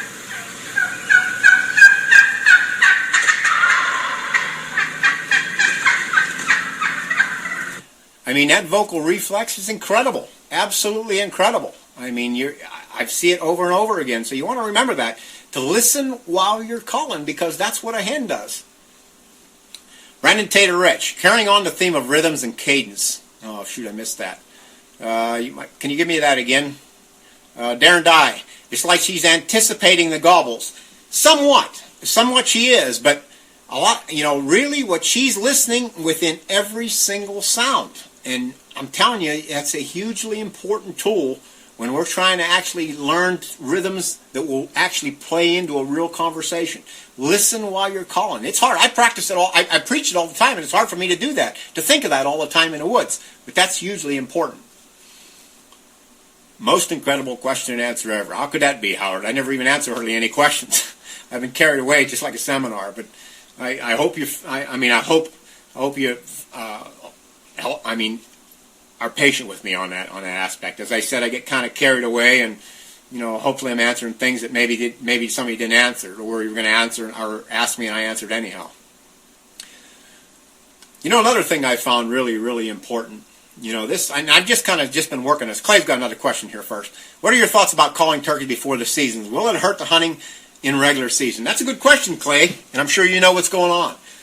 Here in Pennsylvania, we've got a congressman or legislator, whatever it is, and he brought it up a couple of years ago. He's trying to legislate calling before the season. He's trying to make it where it'd be illegal to call before the season. And boy, when I first heard that 2 years ago, it was like somebody punching me in the gut, because I'm a filmmaker. I mean, I film throughout the season, throughout the year. They want to make it so 30 or whatever it is day before the season, where somebody can't go out with a turkey call and call a turkey in. But I can tell you over and over and over again how many times, if you do it the right way, a turkey's got a brain the size of a peanut, or actually the size of a walnut. They can't reason like you and I. And I've had guys say, "Oh, you call a turkey, and turkey comes in, or gobbler comes in, and he can't find that hen. He just educated him." Well, that's crazy, because there's many times that a hen will call out in the woods, or a gobbler will go and investigate, and he don't know. The hen just walked away for whatever reason. If you do it the right way, and actually call the gobbler. If you call the gobbler, you decide to call the gobbler in, or take pictures or whatever, or learn, just basically learn, because that's the best learning tool there is by far. How are you going to learn unless you experience it? You only get so many situations in season. So, there's no way to learn anything unless you get the opportunity to practice. The other bad part about this is that it restricts guys. Years ago, back in the 70s, everybody scouted. I don't even see guys scouting. Like I said, I get the opportunity to go out every day. And I don't see guys out before the season. This is really crazy, because this guy that's trying to bring this into into Pennsylvania here really don't understand what's going on. He's got a few constituents, or maybe having a little bit of trouble calling gobblers in, or whatever it is. And one of the main things he stated is, well, it's going to make it a little bit easier for turkey hunters. Are you serious? Make it easier for turkey hunters to kill turkeys? I mean, where's the challenge? We want the challenge. But that has no effect. I can tell you how many times over the years that I've actually caused more gobblers' deaths by calling them in and talking to them. And I've done it to a lot of friends who to this day don't even know that I did it. I'll give you one example. I was working through an area one day. I was going to, and I see my buddy's car parked there, a guy that I knew fairly well, and his car was parked there. So naturally, I didn't want to go nowhere near him. So I went way on the other mountainside, got on the other hillside, and I started working my way in with the camera equipment. I heard a gobbler gobbling down in the bottom. And I waited for a while to listen to see if he was calling to him. And I didn't hear him, and the gobbler didn't seem to be answering. He was only gobbling once in a while to a crow or whatever. So I decided to set the camera and microphones up. So I set the camera and microphones up on my side of the hillside, and I started a conversation with the gobbler. And the gobblers responded well, and after a little bit of things I said to him, I was able to bring him into me. I got him in within 10 or 15 yards, and I got him into that trance-like state that I was talking about before. I did those light calls back and forth. The gobbler strutted back and forth in front of me for 20 minutes. And he was in a trance. I mean, he wanted a hen bad. The more I said to him, the more he wanted that hen. Well, I pretty much had what I wanted, and I turned the camera off, and I just went quiet. And after a while, the gobbler started working his way away, and then he kind of worked his way away, and then he left. And I went home that day. A couple hours later, I got a telephone call from that same guy, and he says, "You ain't going to believe what I just happened today." He says, "I was in an area," he said, "and I was on the hillside. He said, I heard a gobbler gobbling down in the bottom, and I did everything I could. I couldn't get him to come to me, he said, and he seemed to go away from me. He said, so I just left. He said, and I went around, and I decided I had to come in a different way. He said, I was walking in. He said, I only had to make one call, and this gobbler almost run me over. And I never did tell him what it was, but usually in a situation like that, you get a gobbler so hyped up, so much, they want a hen so bad that they'll go to any sound. So I've actually caused more gobblers' death. Now, I could spend all night talking about this calling before season. I mean, it's absolutely ludicrous to even think about that. If you do it the right way, and you don't scare the gobbler, what scares the gobbler is when he sees a person. When he sees a person. Now, naturally, if you call a gobbler in and you let him see you, sure. I mean, that's going to definitely have an effect on a gobbler. You know, I talked to our state representative here, Matt Gobbler, in our area. As soon as I heard it, see, they brought this up, like I said, 2 years ago, and that same legislator brought it in here again now, and they're coming. I've called someone from the Turkey Federation, Ray Smith from the Turkey Federation. I talked to him. I talked to our state our representative here, and really there's not too much. They don't expect this to have any legs. It's not going to go anywhere. And, you know, if I have to go there, I talked to Ray him and I discussed it, and he shakes his head just like I do. You know, it's limiting somebody. You know, to learn from these turkeys, you got to get out there and learn. There's no other way. You got to get in the woods. What it's doing, it's handcuffing people, to keeping them out of the woods. And instead of encouraging people to get out in the woods and do it the right way, it's handcuffing people. And that's something, you know, I mean, that's really the wrong way to go. And I could, like I said, I could spend all night on this, but hopefully that never comes to light here in Pennsylvania. Because, you know, there's a lot of guys out there, there's photographers out there that just enjoy the woods just as much as any hunter. And that's the time, I mean, there's a lot of different things. And as me as a filmmaker, it's part of the time that I do it. And I would hate to have, and how are you gonna absolutely, I mean, what are you gonna do? Are they gonna strip search you or whatever? You know, you got diaphragm calls, how are they gonna ever tell if a turkey? It's just a whole craziness. How are they gonna enforce something like that? But all in all, though, it's just a crazy law. It's just a crazy law. But one of the most important things is we don't want to keep the guys out of the woods. You got to learn. The only way you're going to learn is like any sport. You've got to do it. You can't practice. You can't be a good basketball player by sitting on a couch and reading about basketball. You got to get out there and use the ball. Same with baseball. You got to do it. You got to actually do it to become good at it. MD Dale, what do you do when a gobbling bird is gobbling every time you call, yet he keeps walking away? What do you personally do? A lot of different opinions, just wondering what you do. If I have a gobbler walking away from me, and that, you know, I see that a lot. You'll see that a lot. If you watch my Challenging Pressure Gobblers, I had a gobbler that did something like that. You know, like I said, you got to read the gobbler. Every gobbler's a different. They're so unpredictable. You never know with that. But if I was talking to a gobbler and he goes away from me, I'll keep. In some cases, it depends on how far away I am from him. I'll actually work with him. I'll actually make it sound, because in a situation in the spring, we all know that when a gobbler gobbles, he's trying to attract that hen, and he expects that hen to come to him. And that's what he's doing. That's why he's walking away. He knows that if he walks away, in most cases, an interested hen, and when I'm calling to him, I'm an interested hen. I'm telling him that I'm interested, and he knows that when he hears me calling. So he knows that interested hen, in most cases, if I'm real, that hen's going to follow him.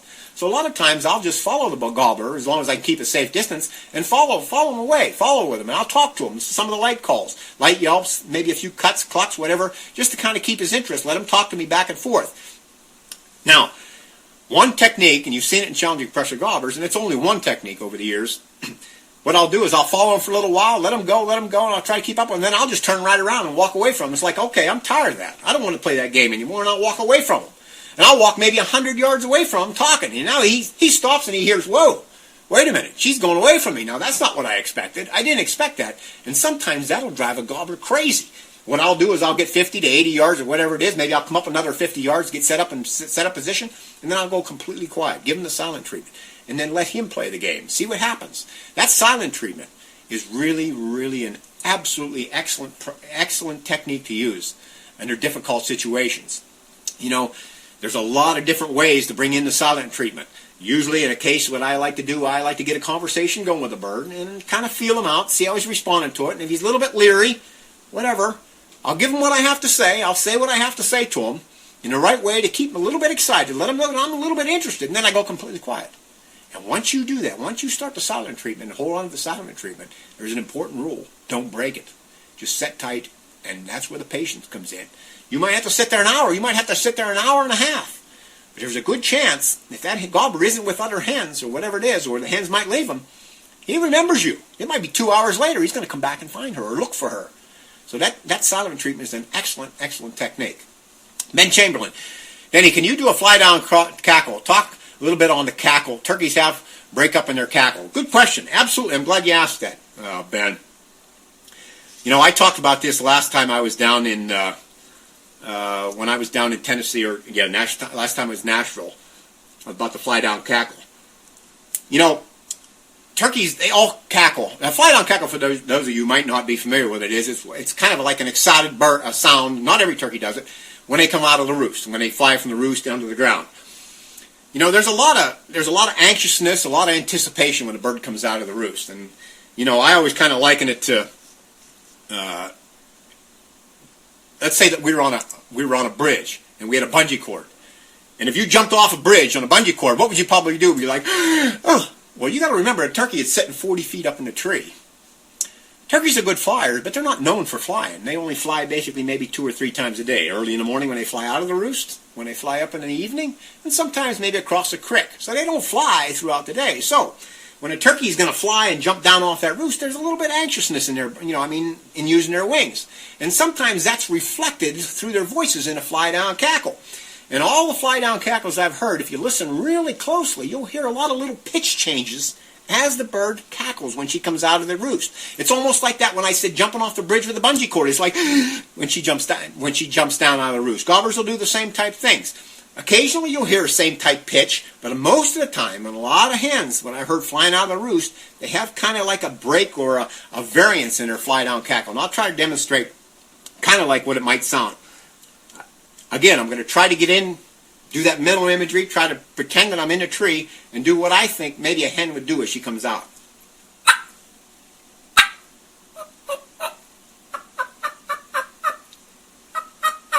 It's really interesting because a lot of hens will kind of work right into a fly-down cackle. Sometimes they'll just do a few sounds and jump down, and sometimes they'll actually work right into it.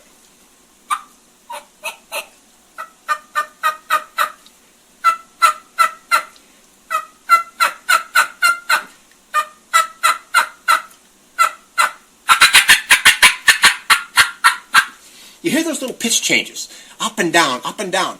You know, on my audio CD that I'm putting together, I talk a little bit about this.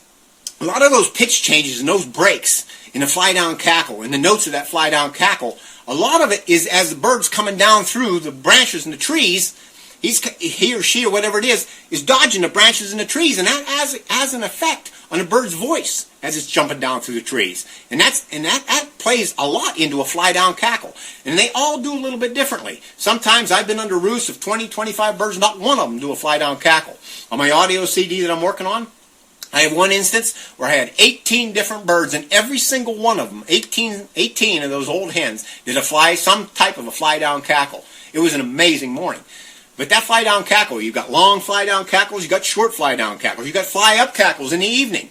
Sometimes a hen will jump across a creek, she'll do a short a cackle, or she'll jump up on a log, whatever it is. They'll do a short cackle. What the cackle does, what that fly-down cackle or that cackle is, it denotes some kind of movement.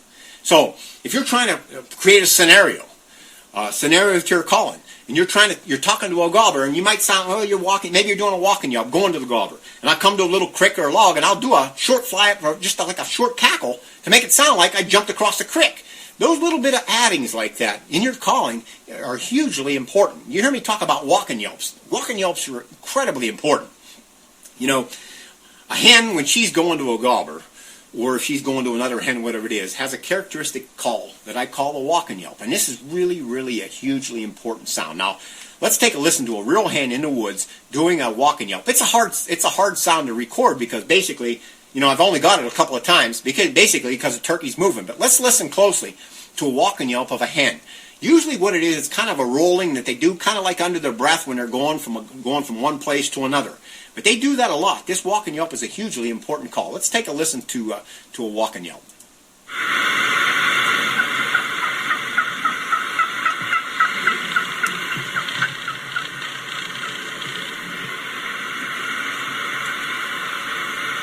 Notice the rolling rhythm to it.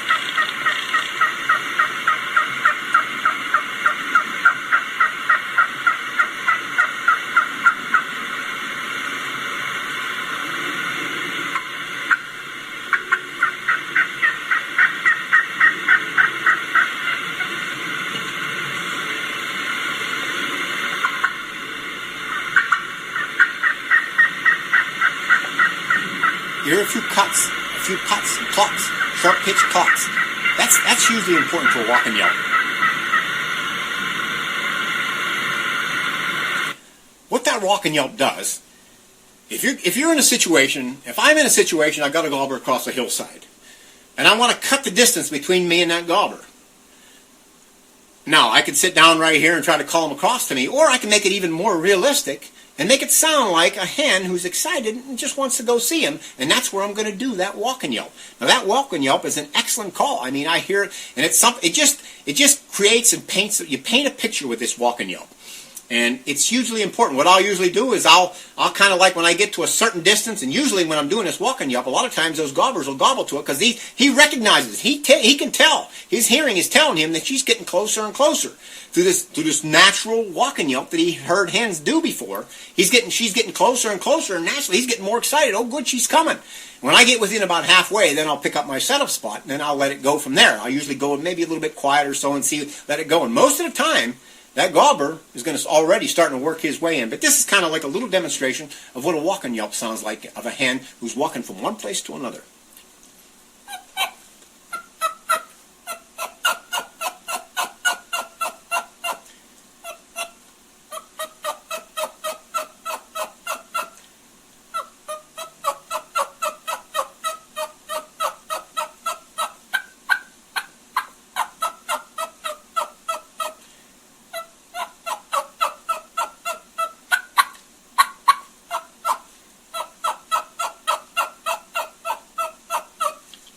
Deadly call. Painting a picture, creating a scenario. That's exactly what we want to do in the woods. Zachary Goss. I have my diaphragms in now trying to copy it. Denny, Devin Duncan. With your many hours of listening to hens, why does a gobbler relate to the sound that a wingbone call produces to real hen? What makes the sound of a wingbone call effective? Absolutely excellent question, Devin. There's something about the throatiness of a trumpet type call or a wingbone type call.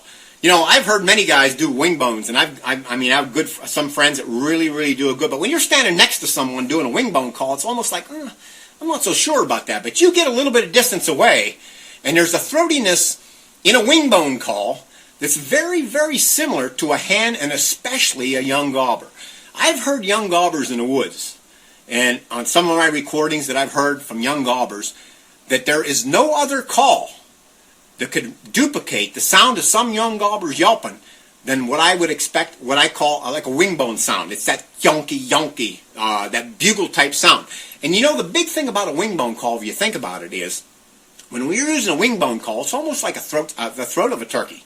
You know, the sound starts at a certain point and it goes on out through the wingbone, and by the time it goes on out through, it's got that chunky chesty. And there's something about a chunk that a turkey just recognizes. And I've got a lot of recordings that I've heard over the years where very, you wouldn't think it until you really listen closely and how it relates to a wingbone call. And that's why a wingbone call, especially on young gobbler sounds, especially in the fall, them trumpet calls or wingbone calls, there's a sound that gobblers, old gobblers especially. A lot of guys used to say an old gobbler sounds like a beagle when they really get going, and they do. Some old that bugly type, that's almost like a baying bugle in the distance.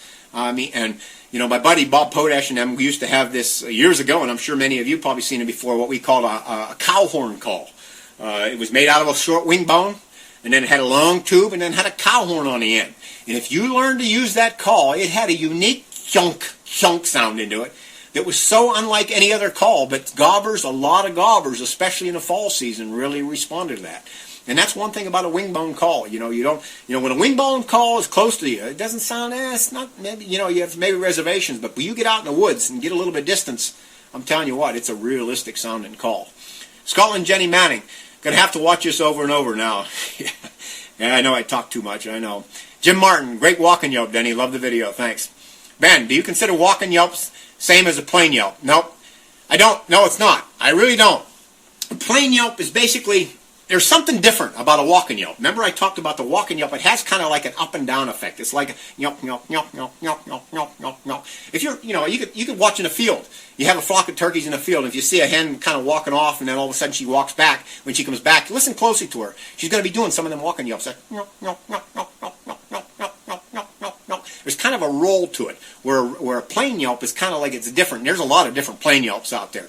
We got questioning type yelps, yelps that turkeys do, that a hen will do when she's talking to a gobbler to tell a gobbler that, the 1 and 2 note yelps that tell a gobbler that, hey, I'm over here. To give you an example, we'll go right into that.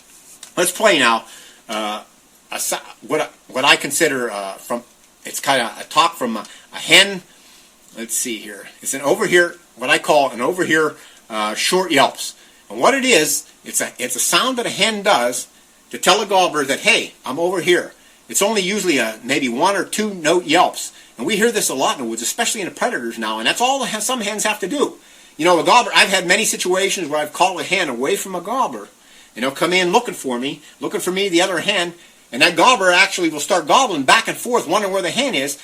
And a lot of times what those hens will do, and they'll only do this, they'll just like, no, no, no. It's they're questioning yelps. Let's take a listen what that sounds like. If I can find it. If you listen closely, you hear the gobbler responding to this hen. They're usually only 2-3 notes.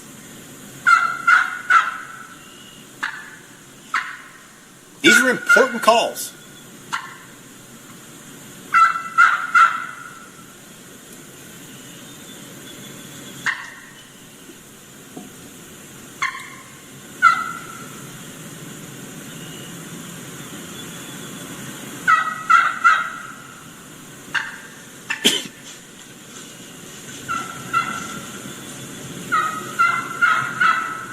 I want to let this play through so you can hear a couple of different hens doing that same type of yelping, because that's important stuff.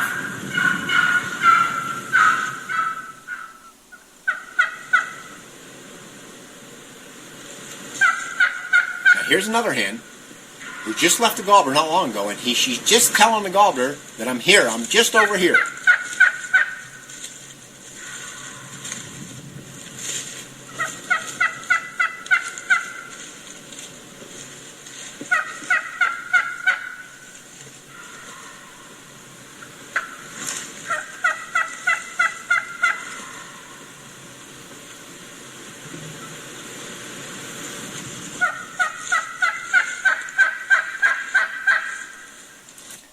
Years ago, a lot of the old-time turkey hunters used to say that a hen had a mating yelp, and really they don't. Basically, the only mating yelp of a turkey is the gobble of a wild turkey when he's trying to attract a hen. Years ago, and you can read this a lot too, and I've heard it many, many times, that a lot of the guys said that, well, a hen has a mating yelp, and they weren't really incorrect in saying that they didn't, because a hen really doesn't have a mating yelp, but what they were referring to, and I believe what they were referring to, are those exact sounds we just heard right there.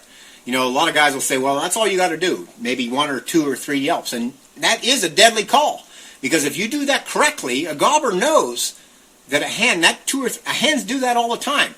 When they're looking for when they're looking for a gobbler, or they're saying something, and if you listen closely, at the end, when they're talking like that, they absolutely emphasize the last note or so that gives it a question type sound. It's like, nyok, nyok, nyok, nyok. That's hugely important. I just talked to Pat Strauser about that, how important that was, and he agreed. Basically, that emphasis, those pitch changes and things like that, it's like you and I talk. When I'm talking to you here now, you hear me changing my voice. I'm going back and forth, quicker and slower, whatever it is. Turkeys are doing exactly the same thing. And even a slight 1 and 2 note yelps, you can actually, nyok, nyok, nyok, nyok, nyok, nyok, nyok, nyok. Those 2 and 3 note yelps are very, very important calls to use. And sometimes that's the only sound you have to do, because gobblers, they hear that all the time. That's what hens do. Greg Hellman, can you overcall to a gobbler? Absolutely. I think I already said that. Sure, you can overcall to a gobbler. If you do, it's difficult to get back. But, you kind of play it by ear. I mean, every gobbler, you got to take his temperature. It's best to start out as much as possible on the light side, and I do that. I mean, I don't like to really call, as you probably know, I don't like to call loud, I don't like to call aggressively, unless I really have to, because there are times for it. But I like to kind of take their temperature. Usually start out with light stuff, maybe just like them 2 or 3 yelps like that. If they respond well to that, I don't have to do any more. I don't have to do a whole lot more than that. You know what? To be on the safe side, it's sometimes better to call less than it is more. But if you know what to say to a gobbler, and you have an idea, and you've studied it and done your homework, being able to get into a conversation, that's what it's all about. Every situation is different. You got to be able to reach into that big bag of tricks, and that bag of tricks gets fuller and fuller every year from you paying attention every time you've been out there with gobblers and hens. Every experience just adds to your bag of tricks. You just reach in and grab and try something else. There is no one certain thing. As I said, turkeys don't know what they're going to do in the next 3 seconds. They're so unpredictable. They don't know what they're going to do. And that's what keeps us going. Sean Helen, are hung-up gobblers using the silent approach? Do you use any other natural tactics to break him? Scratching, wing beats? Excellent. You want to make it sound like as natural as possible. Remember, we're not out there trying to attract a turkey. We're trying to be a turkey. We're trying to get into a conversation with him, whatever it might take. Sometimes those physical things, scratching the leaves, what's he expect to hear? He expects to hear that scratching in the leaves, those little light sounds that turkeys do when they're walking. As long as that turkey's far enough away, he might be down over a ridge tree or whatever it is, those footsteps in the leaves, any one of those things add to it. Wing beats. Many times a hen, when he stretches their wings, you can take your hat and, many times, how many times you see this? A turkey does, hens especially, you'll see this a lot. A hen, what I do is kind of like a yawn type response. One hen will stretch her wings, and next thing you know, if you're in a group of 10 or 11 different hens in there, you can almost bet that if one hen stretches her wings, there's going to be 4 or 5 others that just follow them. It's almost like somebody yawning. When you see somebody yawn, you can't help it, you're going to yawn too. And you see that a lot with turkeys too. It's really unique with a hen especially. And gobblers do the same thing. One bird will stretch your wings, and the next one will stretch your wings, another one. I mean, it's really neat. It's really neat to see that. And if you can incorporate those sounds that gobbler, as soon as he hears it, might only take that one little thing to really come across. It brings me to a point, a dangerous thing that happened to me a couple of years ago up in Potter County. It was in the fall season. When I get into a gobbler, when I get into a situation, I just turn crazy. I kind of go right into it. I shut out everything else, and I'm trying to figure out exactly what might happen. I had a flock breakup one time on a bench, and I had the birds fly out across the hill. And make this long story short, I started talking to them. There was a couple of birds talking to me down on the bench, but I couldn't get them up over. So I decided, well, I think if I went up there, just moved up a little bit closer to them. So I started doing feeding calls. Those little there's hut per hut feeding pars and a few yelps once in a while, scratching the leaves. And I was on my hands and knees in camouflage, walking around, scratching the leaves. And all of a sudden, I just thought to myself, whoa, here I am in Pennsylvania where rifles are legal. I'm in big open woods, and I got this cold chill down my back. Wow, I get so engrossed in a situation of trying to become a real turkey that I actually put my life in danger. I didn't know that there was somebody 150 yards away that could maybe seen something that maybe looked like a turkey, and unfortunately could have pulled the trigger on me. So any one of those sounds are very important. Anything you do that's natural to the woods, how could it go wrong? Jim Martin, do you believe a gobbler can become what is commonly called call shy? Sure, somewhat. Again, it depends on what you're saying to him, on what he's heard before. Most of the gobblers, what we call shy, is a gobbler is actually where he might have seen a guy calling. What happens is a lot of people don't realize that there's a lot of gobblers in the woods, and if every gobbler gobbled, you'd be amazed on what's out there. Usually in most cases there's only 1 or 2 alpha gobblers or whatever. They're the ones that basically are the ones doing the gobbling. But if every gobbler gobbled, you'd be surprised. There could be 12, 13 gobblers out there. They're what I like to call satellite gobblers. They're the ones that are quiet, but they're interested. All these gobblers are interested in the hens in the spring. Most of them are interested, and they're curious. And a lot of times, there's a good chance that those gobblers are going to come in quietly. So here's what happens. Most guys, especially with this run and gun kind of stuff, they'll stop and they'll call a little bit. And they don't know that they're getting attention. They're actually causing gobblers. They're getting the gobblers' attention, and they're quiet, and they're coming in quietly. And when a gobbler's coming in quietly and you're walking there calling, he automatically sees you calling. He sees a guy, and that's what kind of like where we get kind of like the call shy gobblers. And sure, in some cases they can become call shy, but there are ways of overcoming that for sure, Jim. Good question. Brian Keith Davis, when a gobbler is henned up, I mock the boss hen more aggressively and louder than her. Kind of piss her off. When she comes in, gobbler usually follows her. Maybe. Sometimes. I said that in my challenging pressure gobblers. That's a technique that works a lot of times. It can. Remember I talked about a gobbler cutting you off. Remember the Ben Lee thing? Where a gobbler cuts you off. Well, we can reverse that same situation where a lot of times I'll actually, when a gobbler gobbles to me, I'll jump right in on top of his gobbler. Or a hen, if a hen's calling, I'll jump right in on top of her. And a lot of times, in some cases, that'll upset the hen. when I jump in on top of her, remember I talked about before, a hen usually never tops over top, calls over top of another. You're actually violating her when you do that somewhat. And she gets that, and sometimes it might be just enough. But a lot of times what I'll usually do, I usually start off slow. I'll try to take her temperature too. Because sometimes if you become too aggressive with a hen, you can actually turn her off. And I've done this a lot, become too aggressive. I'll start cutting to certain hens or whatever it might be. And when you start cutting and calling to them too aggressively, you'll turn them away from you, and they'll go away from you and take the gobbler away from you. So it's kind of it's an iffy 50-50 thing. You got to play, again, I keep saying this over and over again, you got to take the temperature of the situation. A lot of it comes from experience. Chip Phil Cole, once a gobbler cuts you off with a gobble, should you stop calling? No, not necessarily. If a gobbler cuts me off, he tells me that he's interested in me. So I might just change my call a little bit. I'm not going to keep calling to him over and over exactly the same way. Well, a hen isn't going to do that all the time. Once I hear, if a real hen knows that a gobbler's interested in it, and she wants him to come to him, which is basically reversing the nature, when she wants him to come to her, she will absolutely change her call a little bit too. She knows she piqued the interest of the gobbler. Now she's going to go a little bit more, maybe just a couple of those single and double note yelps, whatever we were talking about before. She might be feeding a little bit. She'll change it when a hen sticks her head down on the ground. She changes her voice. Her voice will change when she lifts her head up and puts it down. If you can incorporate those sounds, those natural sounds, they're all important. And I hope I answered that question for you. I mean, we could go a long ways on that one too. Brendan, is there more versatility, Brandon, in versatility in a mouth call or friction call, or just use what is comfortable? Excellent question, Brandon. You know, I've heard a lot of guys, even in calling contests, many in the calling contests who kind of like discourage with friction calls. But, a good caller on a friction call is hard to beat.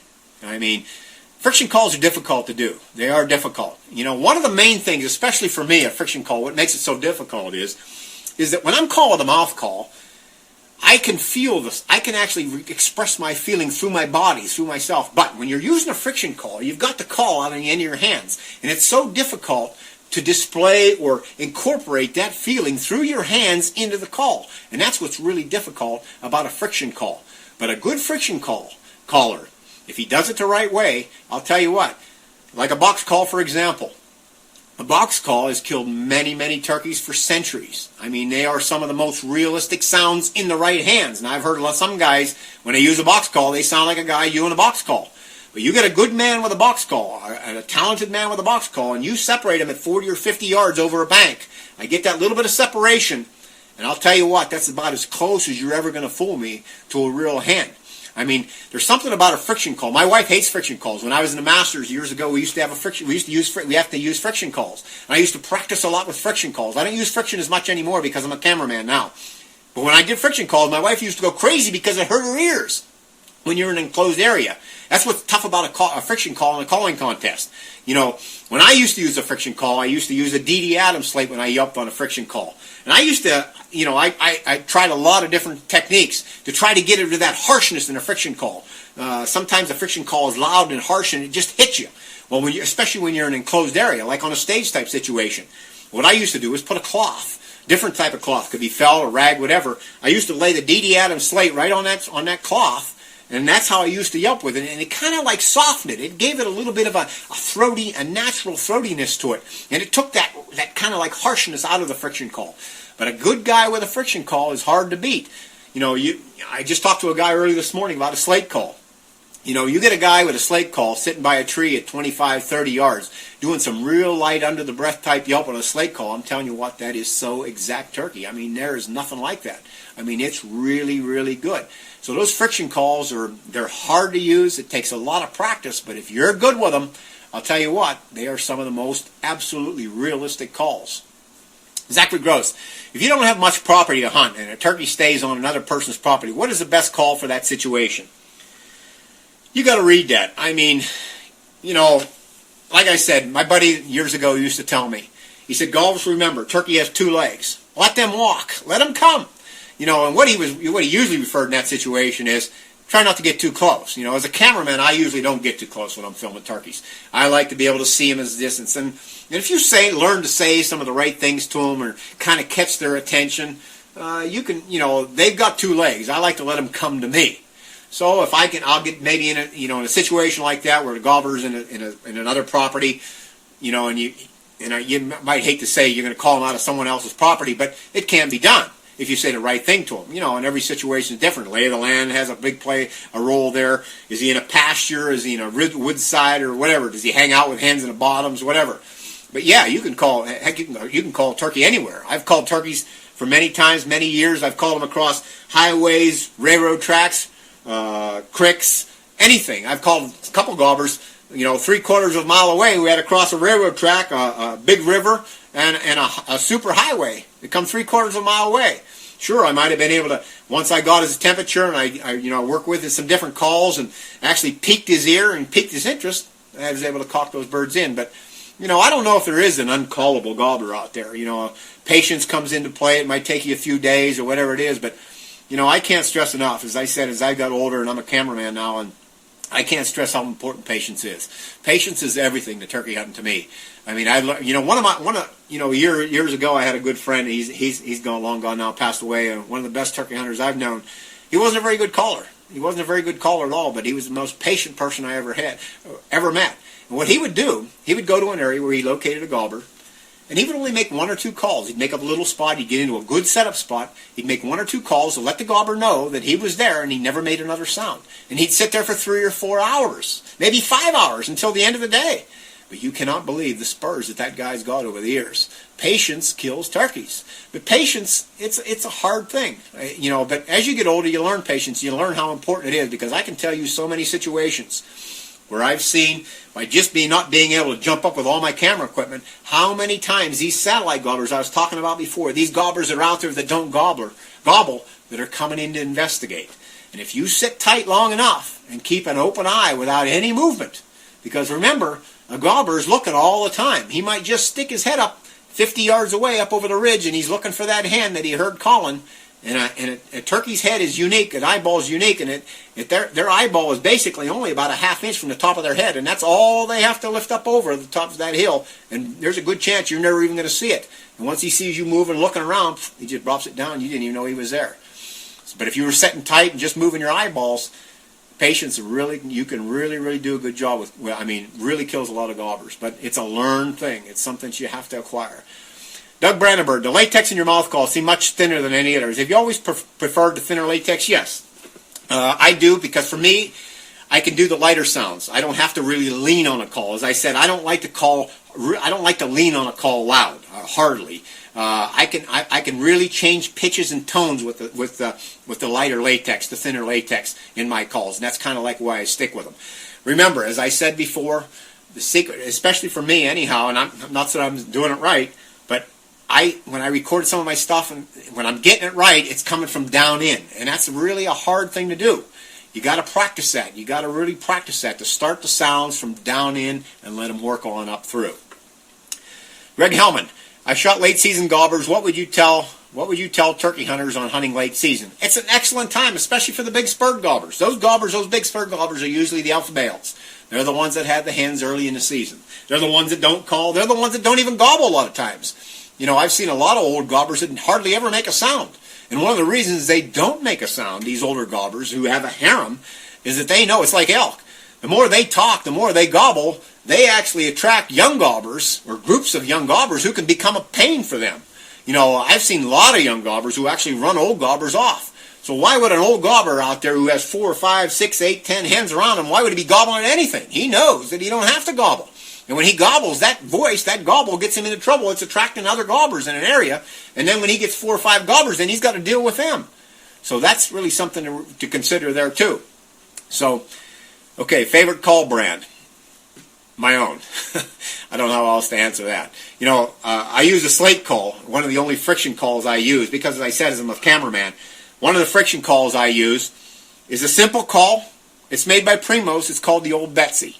My son Cody used to use it many years ago when he was younger. It was when he was learning to use a mouth call. He used this Old Betsy, and I used to listen to him from a little bit of distance, and really I was impressed with some of the sounds. I use that a lot for cutting. I can really get a decent cut out of this Old Betsy sound. It might not. I'm sure when coming through this phone, it's not going to come out well, but you can really reach out with this.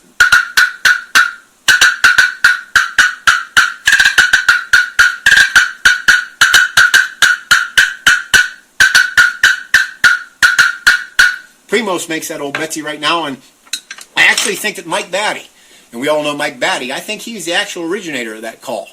And that's a good call. It's a Slate. I like Slate. Everybody has their own preference. And if I use a friction call, that's one of the only friction calls I use as a cameraman, basically because I can. Once I get that camera on my shoulder and I don't use a tripod, I've got to stick to my mouth calls, and that's what I've been used to over the years anyhow. But that cutting, if I'm going to walk through the woods and I'm trying to get distance on my cutting, I can really do it as close as possible with that type of call right there.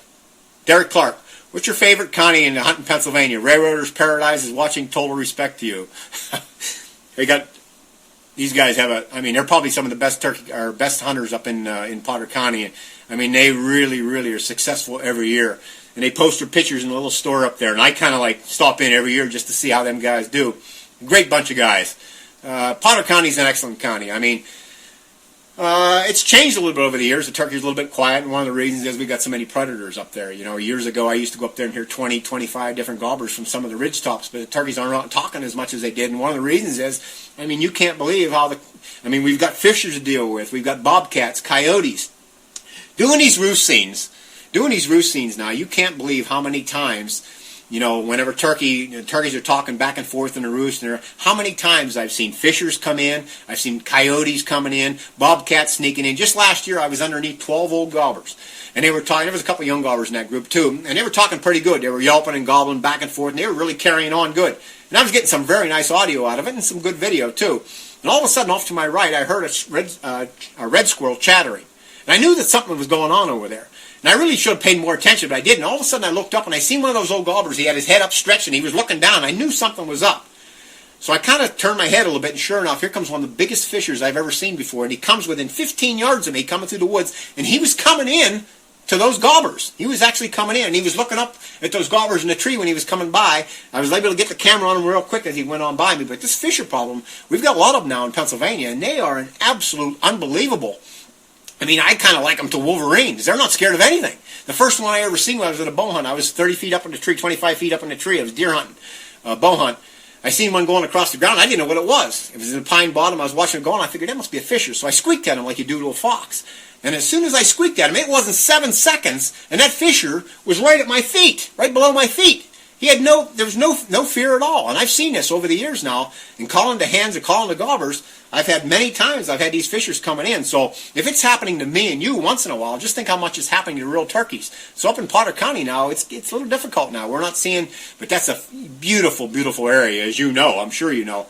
Cameron, Potter, we've got the big mountainsides. There's nothing like being up there on the side of a mountain or on a hilltop in Potter County early on a spring morning and waiting for a gobbler to gobble or trying to get something going. I mean, there's nothing like it. But I like a lot of areas. I mean, you know, I travel, like I said, I've got the opportunity to travel a lot of places throughout Pennsylvania filming and studying the birds.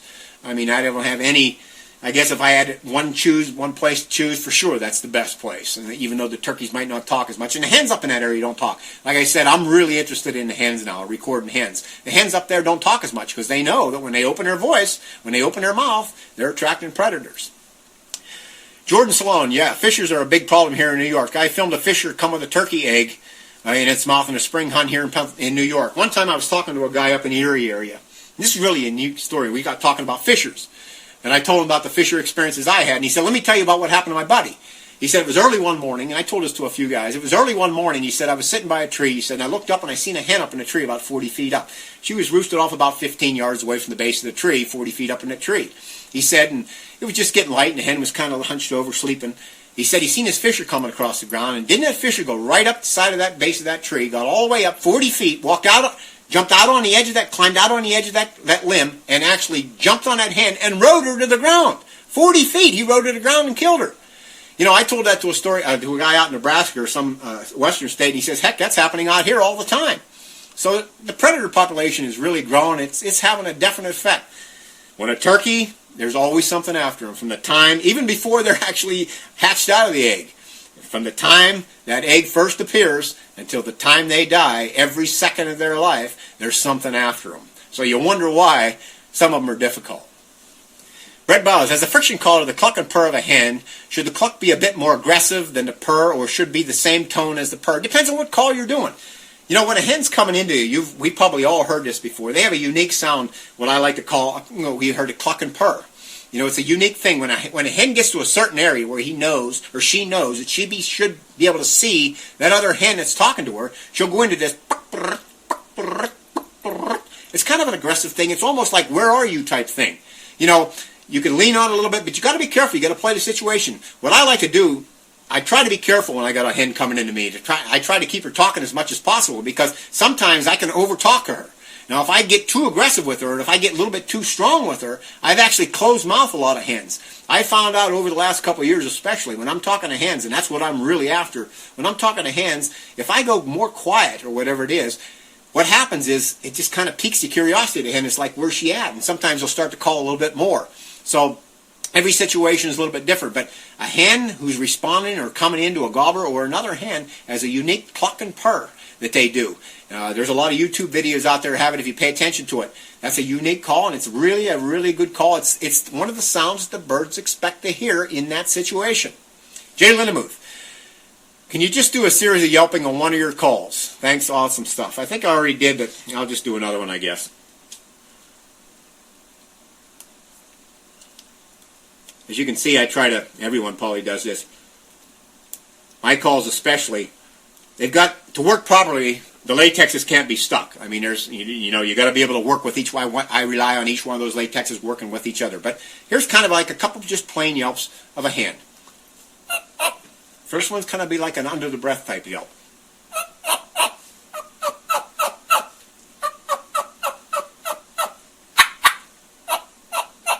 And she gets a little bit more excited.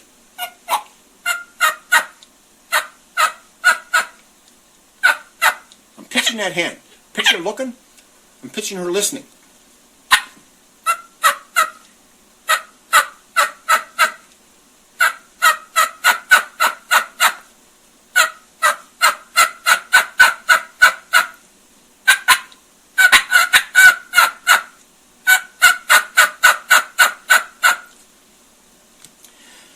James Grimm, do you call a lot when Tom's on the roost?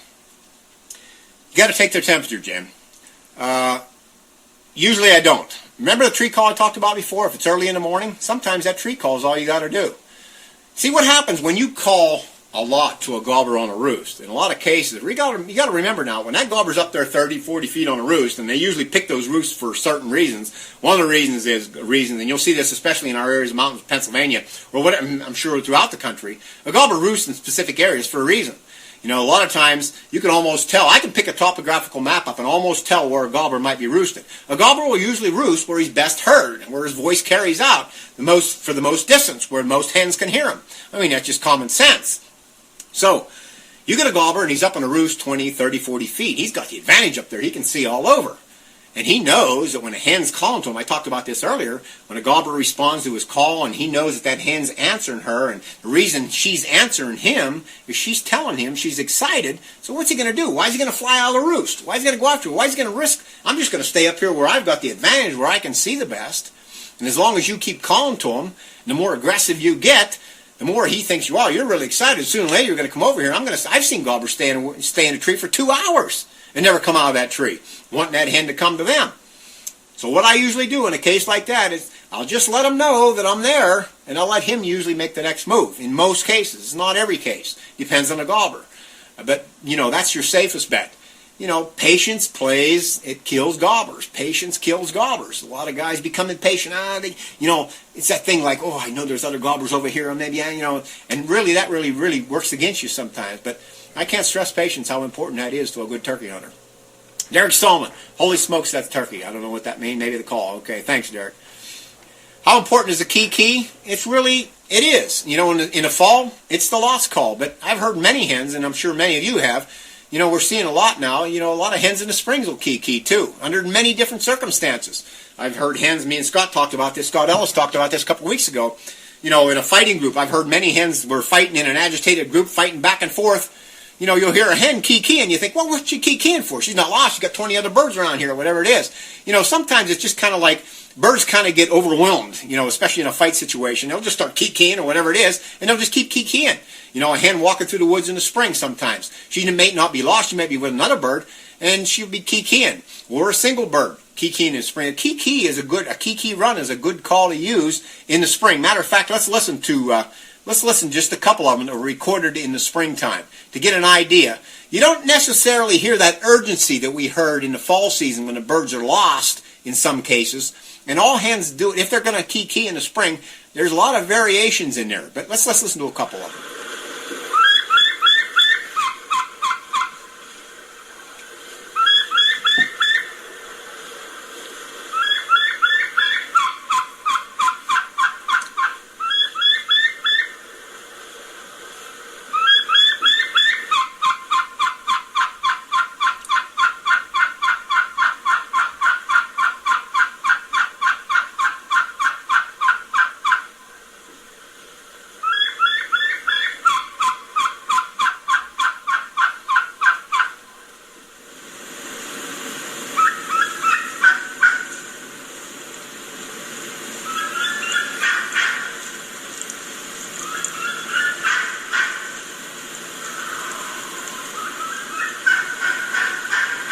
I'd like to let that play a little bit longer, but kind of running out of time here, and I don't want to use it all up on a key. But the key is a good call to use in the spring. I mean, it is. You know, I can remember one time up in Potter County and Cameron County, I think it was.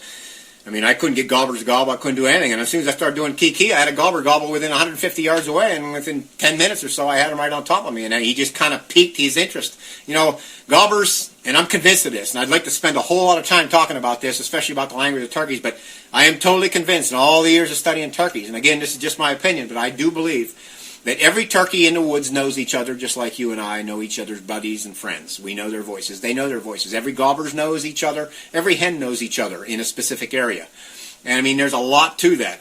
I can't tell you how many times I've been humbled by wild turkeys, by wild hens, who I've been into a place and I've done some of my what I thought was most realistic calls. I've had an actual hen come through the area and she starts cutting and yelping and 4 gobblers gobble in the valley. I mean, that's incredible, but the reason that usually happens is every one of those gobblers know that hen.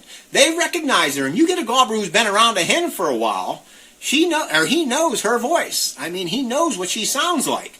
So that's why it's so important in your calling to learn as many calls as you can, to try. And that's what I'm trying to do now. I'm trying to learn young hens, old hens, whatever it is. Because you just might hit the right pitch, the right tone that just piques a gobbler who remembers the sound like, oh, wow, I remember her, I know her. And that's the one he's going to go right after. So that's why it's so important to know many different sounds as much as possible. You know, I didn't talk at all about gobbling, and that's, you know, I'm sure probably I didn't see any of it, but, you know, I'm sure that many of you guys under probably asked about gobbles. But a gobble can be a really, really good call. You know, it can be also a dangerous call. I like to use a tube type call. You know, there's a lot of different calls out there. Some guys use their mouth calls. Joe Slayton, who's a champion, who's, you know, the world champion gobble caller right now. Jed Parnish. Many of the guys are really absolutely excellent gobbler can do an excellent gobble, but that gobble isn't really, I've really had some really good luck with that gobble. You know, especially in the latter part of the season. You incorporate that sometimes with gobbler yelps, or, you know, I'll set up a situation. And I do this a lot. I set up situations. You know, maybe the gobblers aren't gobbling that morning. Well, that doesn't mean anything to me. I know that they're still out there. And I'll set up a situation. I may get to an open area. If I want to use a decoy, maybe I'll set up a hen or so in an open area like this. And then I'll make some natural sounds, maybe a few feeding calls, maybe a few walking yelps through the area. I might even gobble a couple of times, just letting the birds know in that area that there's a group of birds over there talking. And then I'll go back and get in my setup spot, and this is where patient comes in, and I'll just set tight and just let it go. You cannot believe, in setting a situation up like that, how much luck I've had over that. Again, patience is the key, though, but setting up a situation is really, really huge. Sometimes I'll walk a whole ridgeline, whatever it is, talking like an excited hen looking for, or just an interested hen looking for gobblers. And then I'll maybe just kind of work back maybe 50 or 60 or 80 yards, whatever, and then I'll just go quiet and let it go. Because I know that the birds in that area, they've heard that. They're interested in it. Some of these satellite gobblers that aren't gobbling, there's a good chance that they're going to come in quietly, sneaking. So setting up an area is really important. I use an old tube type call. It's just kind of a call that I use. I've had really good luck with it. I don't know if I can do it here. I'll probably blow the speakers out of that phone with it. But I've had really good luck with this gobble tube type call. You know, you can learn to do it on your mouth calls, whatever it is. My boy does a really good job with his throat. I used to do it a lot with my throat too. But one thing about your throat, the same with hen calling, is your throat can be very fickle. You know, some of the most realistic hen sounds by far, and I'll argue anyone with this, is by the natural throat. If somebody can do a natural throat of a real hen, is some of the most realistic there is. But just a couple gobbles on a tube call. And like I said, a gobble is a hard call to do realistically.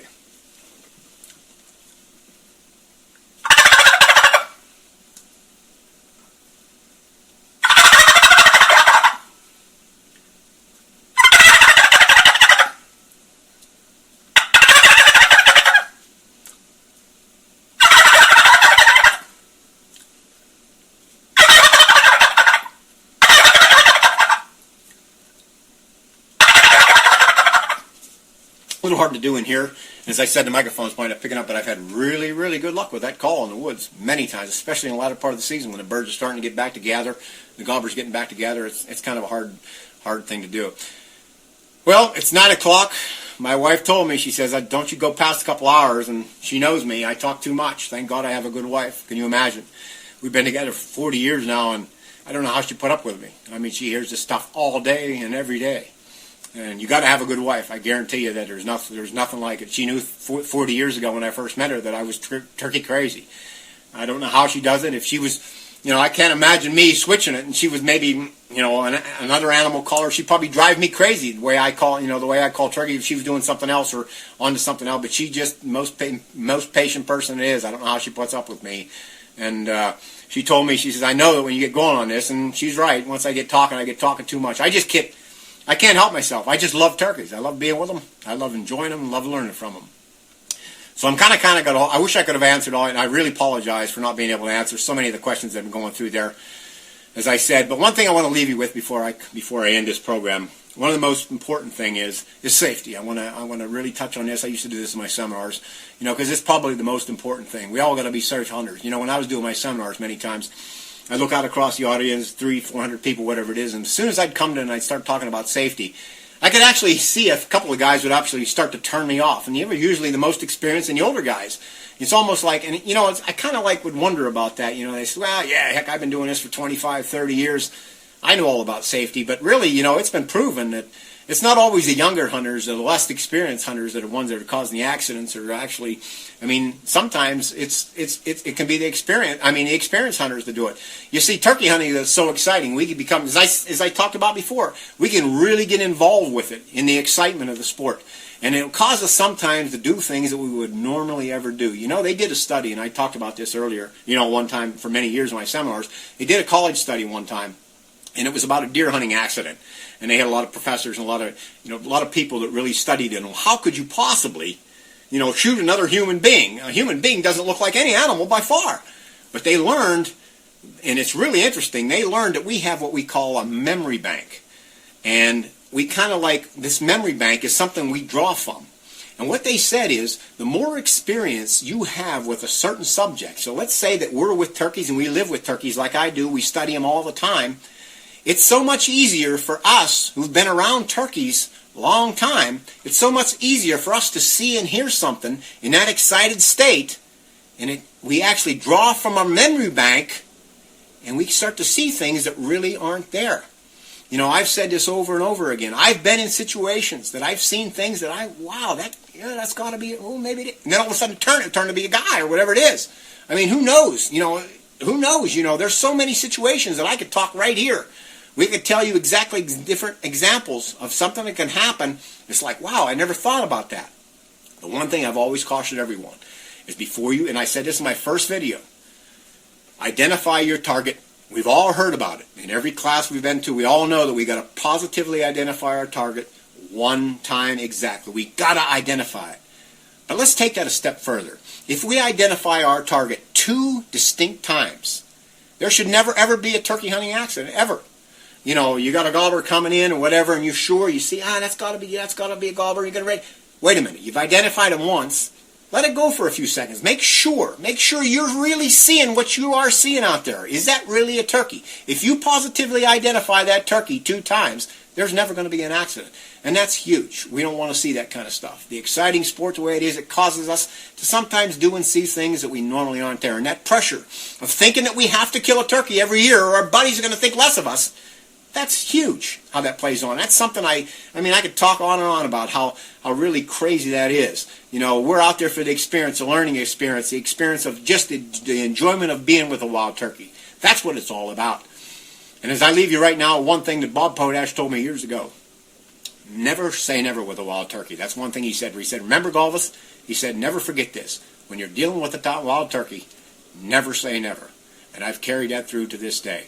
Thank you very much. I hope I didn't bore you at all. I hope maybe we've covered some things that were really, hopefully my opinions and some of my experiences will help you in this season coming up. And I wish all of you a really good season and good luck to you. And be careful out there. Thank you very much.